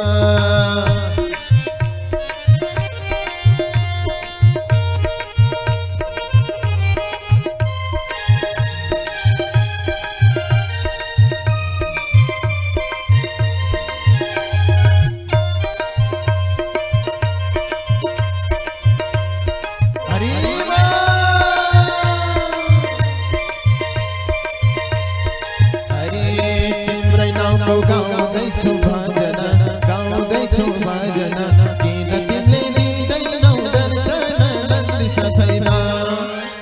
ससैमा त्रिशूल डमरू तिम्रो हातैमा नन्दी ससैमा त्रिशूल डमरू तिम्रो हातैमा गाउँदैछु भजन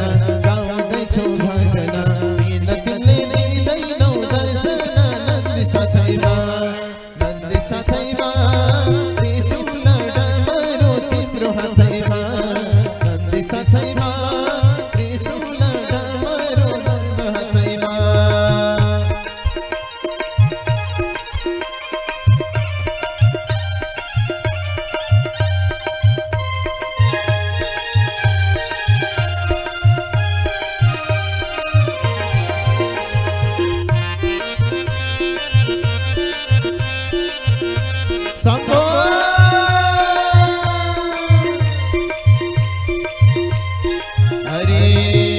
शिव कैलाश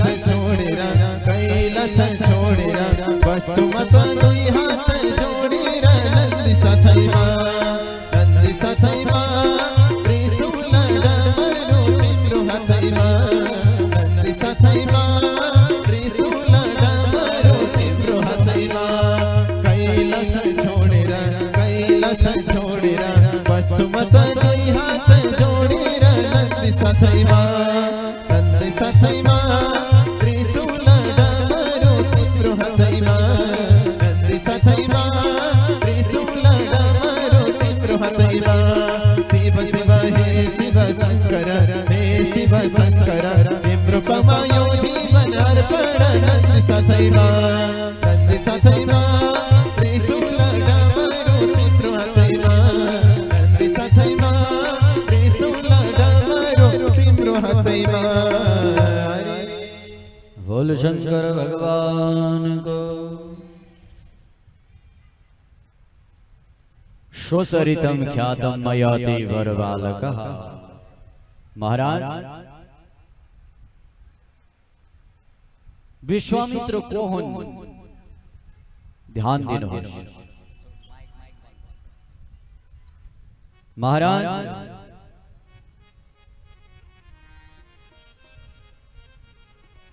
संक्षेप में कथा सुनो हला। गांधी नाम गरे का महाराज एक राजा थे। जुन महाराज गांधी चंद्रवंश में उत्पन्न एक राजा है। गांधी की एक पुत्री थी न छोरी, जिसको नाम महाराज सत्यवती थी। सत्यवती को विवाह ऋषिक ऋषि संग भयो। जहां ऋषिक ऋषि संग विवाह भयो, ऋषिक तो तपस्वी थी, तपस्या में लीन भए।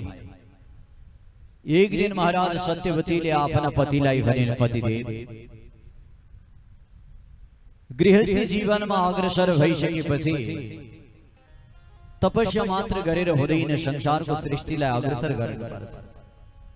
ऋषिक ऋषिले भने, देवी यदि तिम्रो इच्छा संतान प्राप्ति को छ भने चिंता नगर, तिम्रो इच्छा पूर्ण हुनेछ। तर त्यो संतान सांसारिक काम वासनाबाट होइन, मेरो दिव्य तपस्याबाट प्राप्त हुनेछ। सत्यवतीले भनिन् त्यो कसरी सम्भव छ पतिदेव? ऋषिले महाराज तुरन्तै एक मन्त्र पढेर आफ्नी पत्नीको लागि एउटा चरो तयार गरे। जहाँ महाराज आफ्नो पत्नीको लागि चरो तयार गरे और त्यो चरो आफ्नो पत्नीको हातमा दिए और भने देवी यो प्रसादी तिमी ग्रहण गर्नु खानु, तिम्रो घर सन्तान हुनेछ। तिमी पुत्र चाहन्छौ पुत्रै हुनेछ, तर यो पवित्र भएर भक्षण गर। सत्यवतीले पतिदेवको हात जोडेर भनिन् पतिदेव हजुर जस्तो यस्तो दिव्य सामर्थ्य भएको यो संसारमा अरू को पुरुष हुन सक्छ? म धन्य नारी हुँ जसले यस्ता पतिलाई प्राप्त गरे। पतिदेव मेरो माइतको घरको म एक्ली छोरी हुँ। संसारमा महाराज सन्तान छोरा भएन भने गृहस्थीहरूले आफ्नो जीवन पूर्ण मानिरहेका छैन। पतिदेव यदि यसरी सन्तान सम्भव छ भने मेरी आमाको काखबाट पनि कुनै सन्तान भएको छैन, केवल म एक्ली छोरी हुँ। त्यसैले पतिदेव एक चरो मेरी आमाको लागि बनाइदिनुहोस् ताकि महाराज हजुर जस्तो ज्वाइँ पाएर धन्य धन्य हुनेछ। ऋषिको नाम गरेका ऋषिले पत्नीको वाणीलाई मानेर महाराज मनन गरे। हाँ ठीक छ महाराज, वंश सबको चल्नुपर्छ, वंश कसैको पनि नरोकियोस्, त्यसको लागि पत्नीको इच्छा पनि पूर्ण गर्नुको लागि महाराज गान्धीकी पत्नीको लागि पनि महाराज सत्यवतीकी आमाको लागि पनि चरो तयार गरे। त्यो चरो महाराज सत्यवतीको हातमा दिए और भने देवी सुन, पहिला दिएको चरो तिम्रो हो, तिमी भक्षण गर। पछि बनाएको चरो तिम्री आमाको हो, उनलाई दिए। कालान्तरमा दुईटैको गर्भबाट सन्तान बने। ऋषि तपस्यामा अग्रसर भए। यता महाराज सत्यवती दौडी दौडी आफ्नी आमाको घर गई। आफ्नी आमालाई सारा कहानी बताइन्। आमा मेरो भाइ थिएन, अब भाइ भयो, ग्रहण गर्नु। पतिदेवले आफ्नो तपस्याबाट अभिमन्त्रित गरेको यो प्रसादी हो, ग्रहण गर्नु आमा। गान्धीकी पत्नीले भनिन् छोरी त्यसो हुने भए तैँले किन खाइ नजान्छस्? सत्यवतीले भनिन् आमा यी मेरो चरो यो हातमा, हजुरको चरो यो हातमा, दुईटै गाउँ, कालान्तरमा हाम्रो घर सन्तान हुनेछ। महाराज सत्यवतीकी आमाले भनिन् छोरी एक कुरा मान। छोरीले भनिन् के? अरे पुत्री तिम्रा पति तो महाराज परम तपस्वी रहेछन्, जसको हामीलाई ज्ञान थिएन। छोरी पक्कै पनि आफ्नी पत्नीको लागि केही बढिया अभिमन्त्रित गरेका होलान् और मेरो लागि थोरै केही फरक त होला। तिम्रो घरको केही कमजोर कथम कदाचित केही अर्को भयो भने तिमी त अर्को फेरि अभिमन्त्रित गरेर माग्ने हो, म त कसरी मागौला बार बार। त्यसैले पुत्री सुन, यो जो तिम्रो भागको छ त्यो मलाई देऊ और जो मेरो भागको छ तिमी ग्रहण गर। दुईटै आमा छोरीले आपसमा कुरा मिलाइन्। महाराज दुईटैले चरो साटासाट गरे। आमाको चरो छोरीले खाएन, छोरीको चरो आमाले खाए। जस्तै महाराज चरो आदि भक्षण गरेर एक दुई दिन पश्चात पुनः घर आइन् ऋषिकी पत्नी सत्यवती। जहाँ ऋषिले हेरे सत्यवतीको तेज राम राम भयंकर महाराज अग्निको भाँति तेज बलिरहेको छ। ऋषिले भने ए सत्यवती तिमीले केही गडबड त गरेन? सत्यवतीले भने पतिदेव केही गडबड गरेन, के भयो? ऋषिले भने तिम्रो शरीरबाट यो भगवती पोल्नेवाला तेज कसरी आइरहेको छ? मैले दिएको चरो सही ढंगले त खाएकी हो। जहाँ ऋषि महाराज भयंकर क्रोधित भए, सत्यवतीले हात जोडेर भनिन् पतिदेव श्राप नदिनु। मेरी माताले मसँग खूब गुहार गरिन्, तिम्रो चरो मलाई देऊ, मेरो चरो तिमी खाऊ। मैले महाराज त्यही गरिदिए पतिदेव, अरू केही गल्ती गरेकी छैन। चरो त समान थियो होला पतिदेव, त्यसमा के भेद थियो? ऋषिले भने दुष्ट नारी हो, तिमीले एकचोटि पनि आफ्नो पतिलाई नसोधिकन त्यो कर्म गर्यो, त्यो भएर तिमी महा दुखी हुनेछौ। तिम्री आमा क्षेत्रीय वंशमा हुनाले मैले क्षेत्रीय पुत्र उत्पन्न हुनको लागि सर्व क्षेत्रीय तेजले अभिमन्त्रित गरेको थिए और तिमी ब्राह्मण कुलमा आएकी हुनाले तिम्रो गर्भबाट ब्राह्मण पुत्र जन्मियोस् त्यसको लागि सर्व बनाएको थिए तिमीले ठीक उल्टा गरेछौ त्यसैले तिम्रो गर्भबाट अब क्षेत्रीय हुनेछ जसले संसारमा काट मार हत्या हिंसा गर्नेछ और तिम्रो आमाको गर्भबाट पवित्र ब्राह्मण जन्म लिनेछ जो हत्या हिंसाबाट अलग हुनेछ।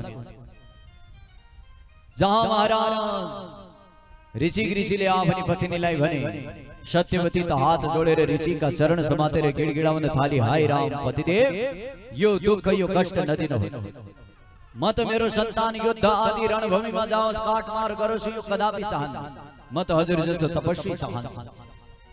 ऋषिले भने गल्ती गरिसक्यो अब केही हुनेवाला छैन।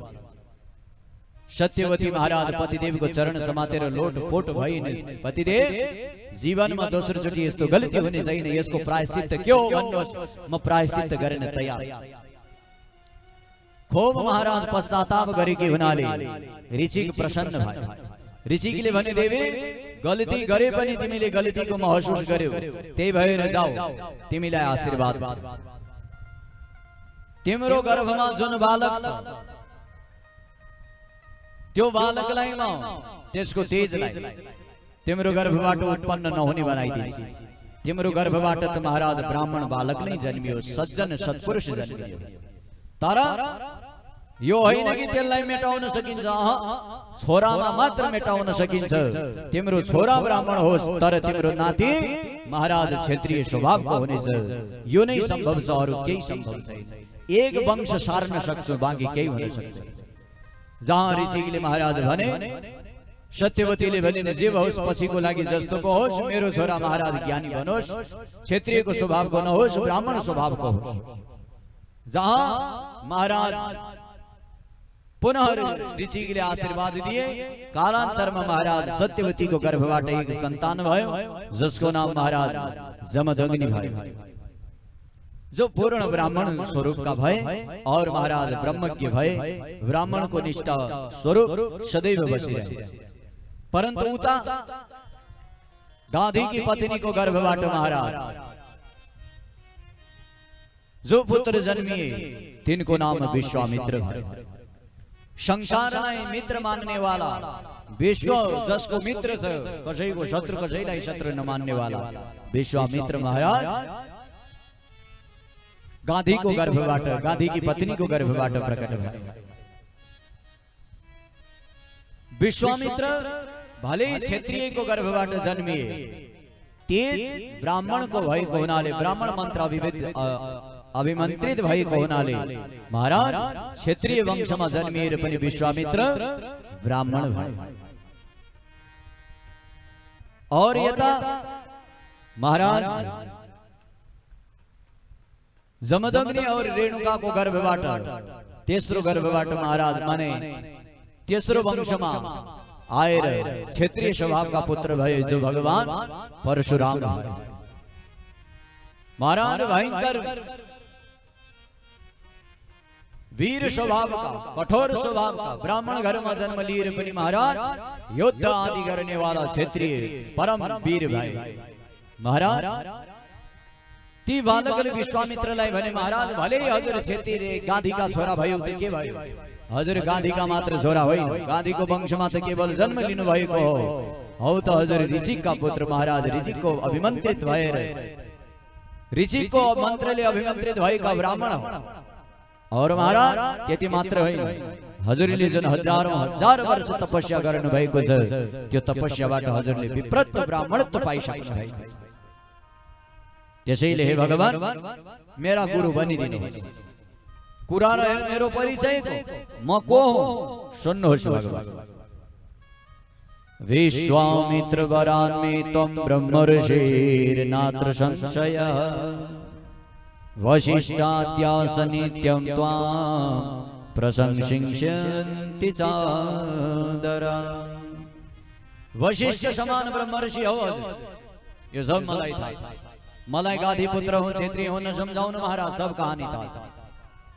त्यसैले हजुर ब्राह्मण हो, हजुर गुरु समान हो और गुरु नहीं हो त्यसैले अतस्त्वम आज्ञयामेहि संस्कारम कर्तुमर्हसि मेरो संस्कार गर्नुहोस् मेरो गुरु बनिदिनुहोस्। आजदेखि हजुर ब्राह्मण नभएको आभास छ भने आजदेखि मेरो आशीर्वादले हजुर ब्राह्मण हुनुभयो, यो मेरो आशीर्वाद। कसै कसैले भन्छन् कि महाराज विश्वामित्रले ब्राह्मणत्व यही बालकबाट प्राप्त गरे और संस्कार त्यही बालकको गरे। पहिला ती बालकले भने पहिला मेरो संस्कार गर्नुहोस्, म ब्राह्मण मान्ने छु। तब संसारमा कसको ताकत महाराज ब्राह्मण नमान्नु। महाराज जहाँ विश्वामित्रलाई बालकले खूब समझाए, विश्वामित्र गदगद भए। महाराज शिष्य त कोही साधारण छैन महाराज, यो त गुरु भन्दा खतरनाक महान ज्ञानी रहेछ। विश्वामित्र प्रसन्न भए। विश्वामित्रले महाराज त्यो बालकको परिचय सोधे। बालकले भने महाराज मेरो परिचय छोडिदिनुहोस्। विश्वामित्रले भने परिचय बिना संस्कार हुँदैन, यहाँ त मन्त्र आदि पढ्नुपर्छ। बालक ज्ञानी जस्तो कुरा गरेर पनि फेरि कुरा त्यही बच्चाको जस्तो। ओहो बालकले भने महाराज शिव सुतो हम, भगवान शिव को पुत्र हो। ओहो महाराज गदगद भइदिए। विश्वामित्र हाथ जोडेर महाराज दिव्य संस्कार गरे और महाराज विश्वामित्रले सुन्दर जातकर्म आदि संस्कार गरिसकेपछि अब यो बालकलाई कहाँ लग्ने महाराज, कसको हातमा दिने, के गर्ने? महाराज केही भए। अब महाराज बालकलाई भने यहाँ कसरी आयो त?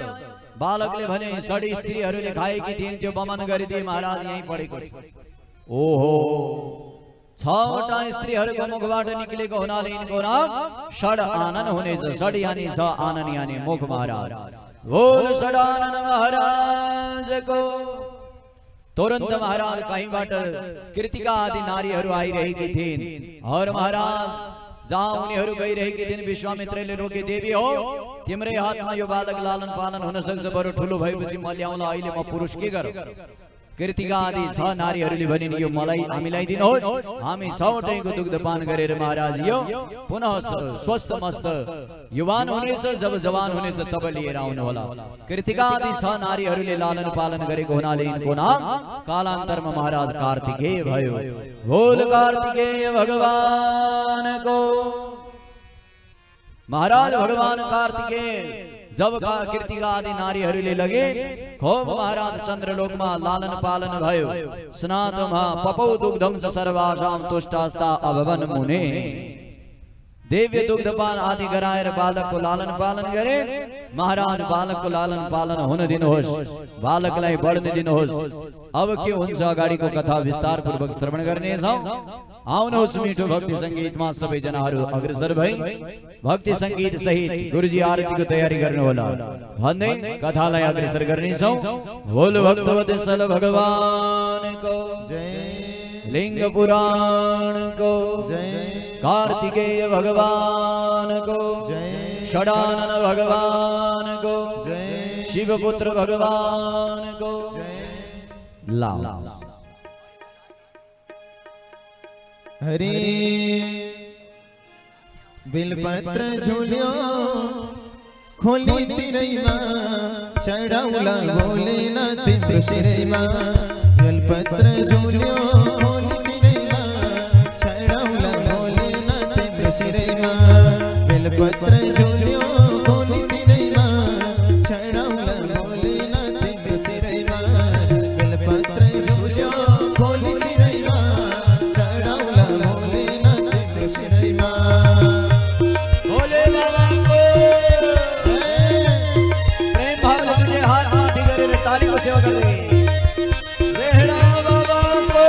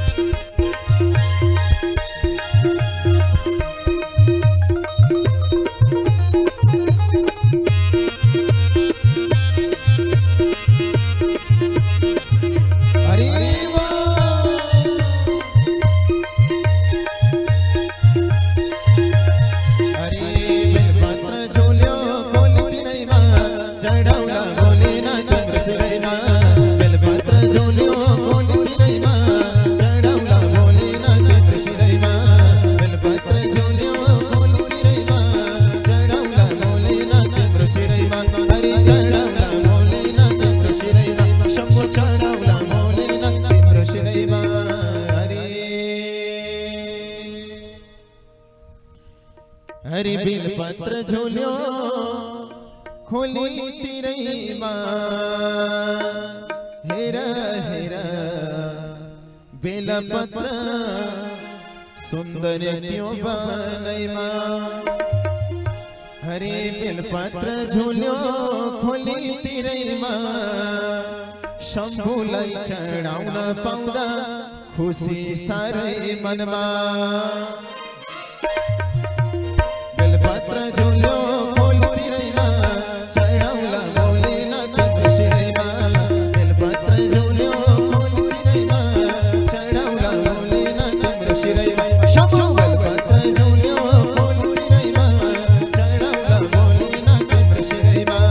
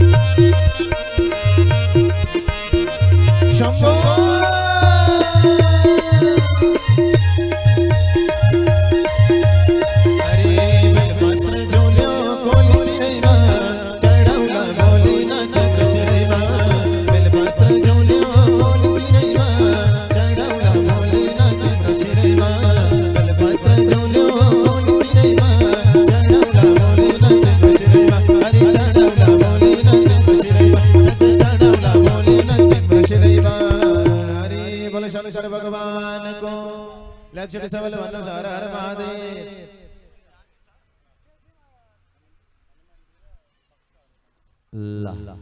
अब एउटा सुन्दर झाँकी रहेको छ त्यो झाँकीमा हामी सबैजनाहरू सरिक हुनेछौँ फेरि बाँकीका शेष शर्तहरूमा सरिक बनौँ बोल भक्तवत्सल भगवानको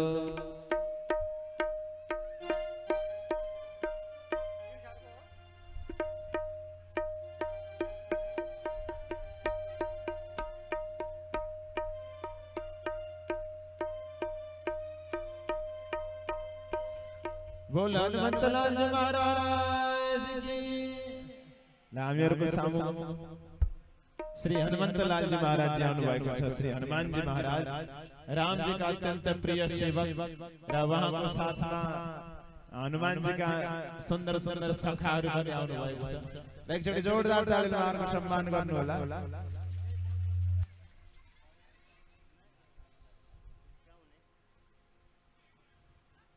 हनुमान जी महाराज वास्तव में कलियुग का प्रत्यक्ष देवता हनुमान जी महाराजले मानिन्छ जसरी सूर्य भगवान प्रत्यक्ष हुनुहुन्छ नि त्यसैगरी हनुमान जी महाराजले पनि कलियुग का प्रत्यक्ष देवता मानिन्छ सबैभन्दा छिटो प्रसन्न हुने कलियुगमा श्री हनुमान जी महाराज जब राम जी जान लाग्नु भयो आफ्नो धाममा त्यो बेलामा हनुमान जीलाई भन्नुभयो कि तिमी पनि हिँड अब तिम्रो के काममा जाँदैछौ अब तिमी पनि साथ पाइन तब हनुमन्तलाल जी महाराजले भन्नुभयो कि जबसम्म यो पृथ्वीमा जबसम्म यो धरतीमा हजुरको कथा जीवित छ जबसम्म संत महापुरुषहरूको मुखबाट मैले हजुरको कथा सुन्न पाउँछु तबसम्म म यो धरतीलाई छोडेर जाने वाला छैन किनकि वैकुण्ठमा त भगवानको कथा दुर्लभ छ किनकि वहाँ त स्वयं ठाकुरजी विराजमान हुनुहुन्छ वहाँ कसले कसलाई कथा सुनाउने परन्तु यो धरतीमा भगवान श्री रामको गुणानुवाद सुन्नका लागि आज पनि हनुमान जी महाराज विराजमान हुनुहुन्छ जहाँ शंकरका जहाँ रामजीका जहाँ कृष्णका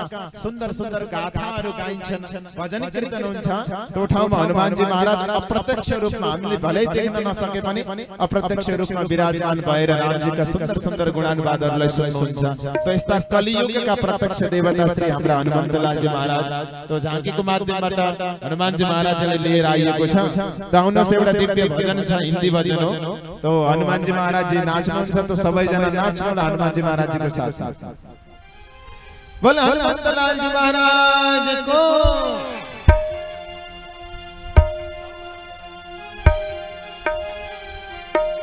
छम छम नाचे देखो वीर हनुमान, छम छम नाचे देखो वीर हनुमान, छम छम नाचे देखो वीर हनुमान, छम छम नाचे देखो वीर हनुमान। कहते हैं लोग हो, कहते हैं लोग राम का दीवाना, छम छम नाचे देखो वीर हनुमान, छम छम नाचे देखो वीर हनुमान। राम राम जय राम, राम राम बोलो राम, राम राम बोलो राम, राम राम बोलो राम।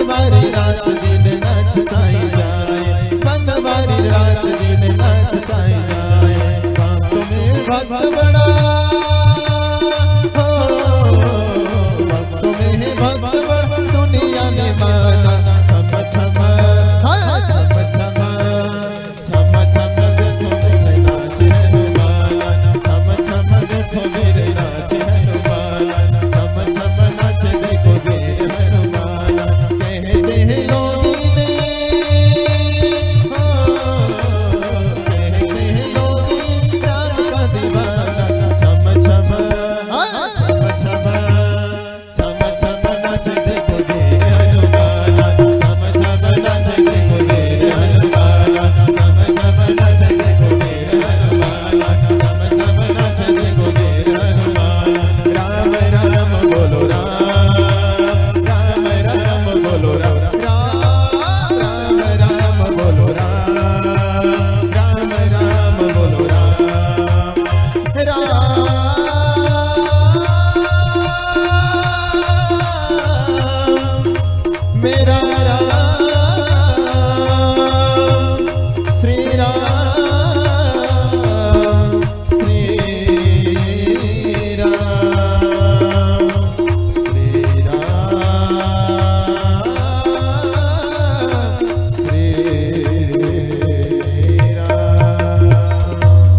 राजा रामचंद्र भगवान को श्री हनुमंतलाल महाराज को लावना समय एवढा चुडका वाजवला सबै जनाहरुले भक्तहरुले पनि नाच्नु पर्यो सबै जनाहरु उठ्नु होला है ल सबै जनाहरु उठ्नु होला ल सबै जनाहरु उठ्नु होला अब आरतीको लागि सबैले उठ्नै पर्ने छ सबै उठ्नु होला सबै अगाडि अगाडि आउनु होला बोल पवन सुत हनुमान महाराज को जय भक्तवत्सल भगवान को ल सबै जनाहरु अगाडि अगाडि आउनु होला देवी भगवानको साथमा हामी सबैले नृत्य गर्नुपर्छ ल हरे राम भोलियो श्याम भोलियो किन लक्षयो संसार गोलियो राम भोलियो श्याम भोलियो किन लक्षयो संसार गोलियो राम भोलियो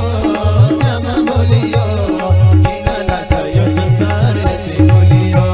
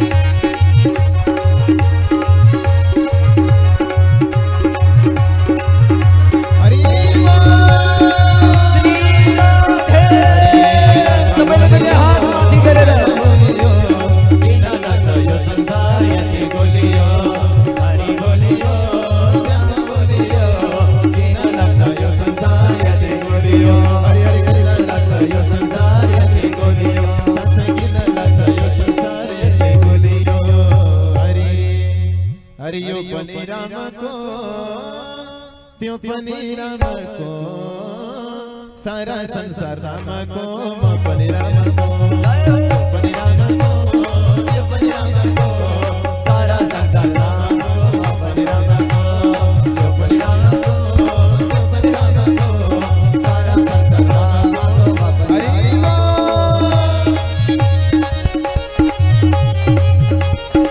श्री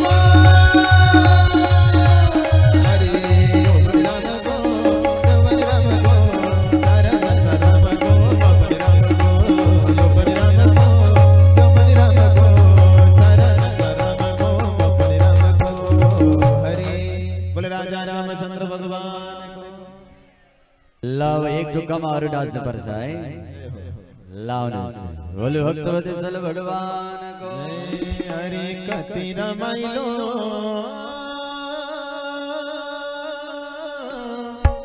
कति रमाइलो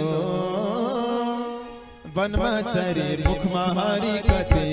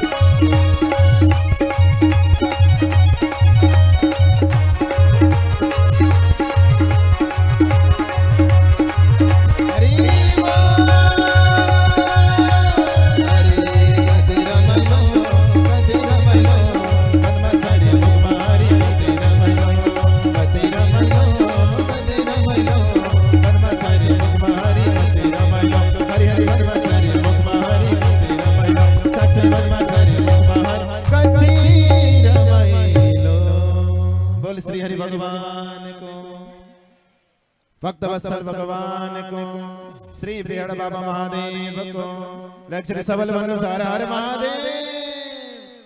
लाउनो सब आम्ही संक्षिप्त वैदिक आरती करेना तत्पश्चात पुनः के समय माने श्रृंगारिक आरती को दर्शन कर काला के सबै जना प्रतीक्षा रत रहनु होला। तो हनुमान जी महाराज लाई पनि अब यहाँ बाट बिदा गरौँ। लक्ष्य जोरदार तालीले साना साना नाना बाबु नानीहरुलाई हामीहरुले स्वागत गरौँ, सम्मान गरौँ। बचपन देखिबाट सिकाएको यो संस्कार उनीहरुको जीवन्त पर्यन्त रहनेछ। बचपनमा जुन मोड दियो त्यही मोडलाई उनीहरुले पनि लिने हुन्। तो सानैदेखिबाट भक्ति तथा संस्कार र प्रेममय वातावरण हामीहरुले दिलाउँ र भगवानको यस्तै यस्तै कथा भजन संकीर्तनमा शरीक बनाऊ आफ्ना साना साना नानी बाबुहरुलाई। तो आउनुहोस् सुन्दर वैरी आरती कर्म गर्दै गर्दै आजको यो दिवाकालीन सत्रलाई समापन गर्छौं।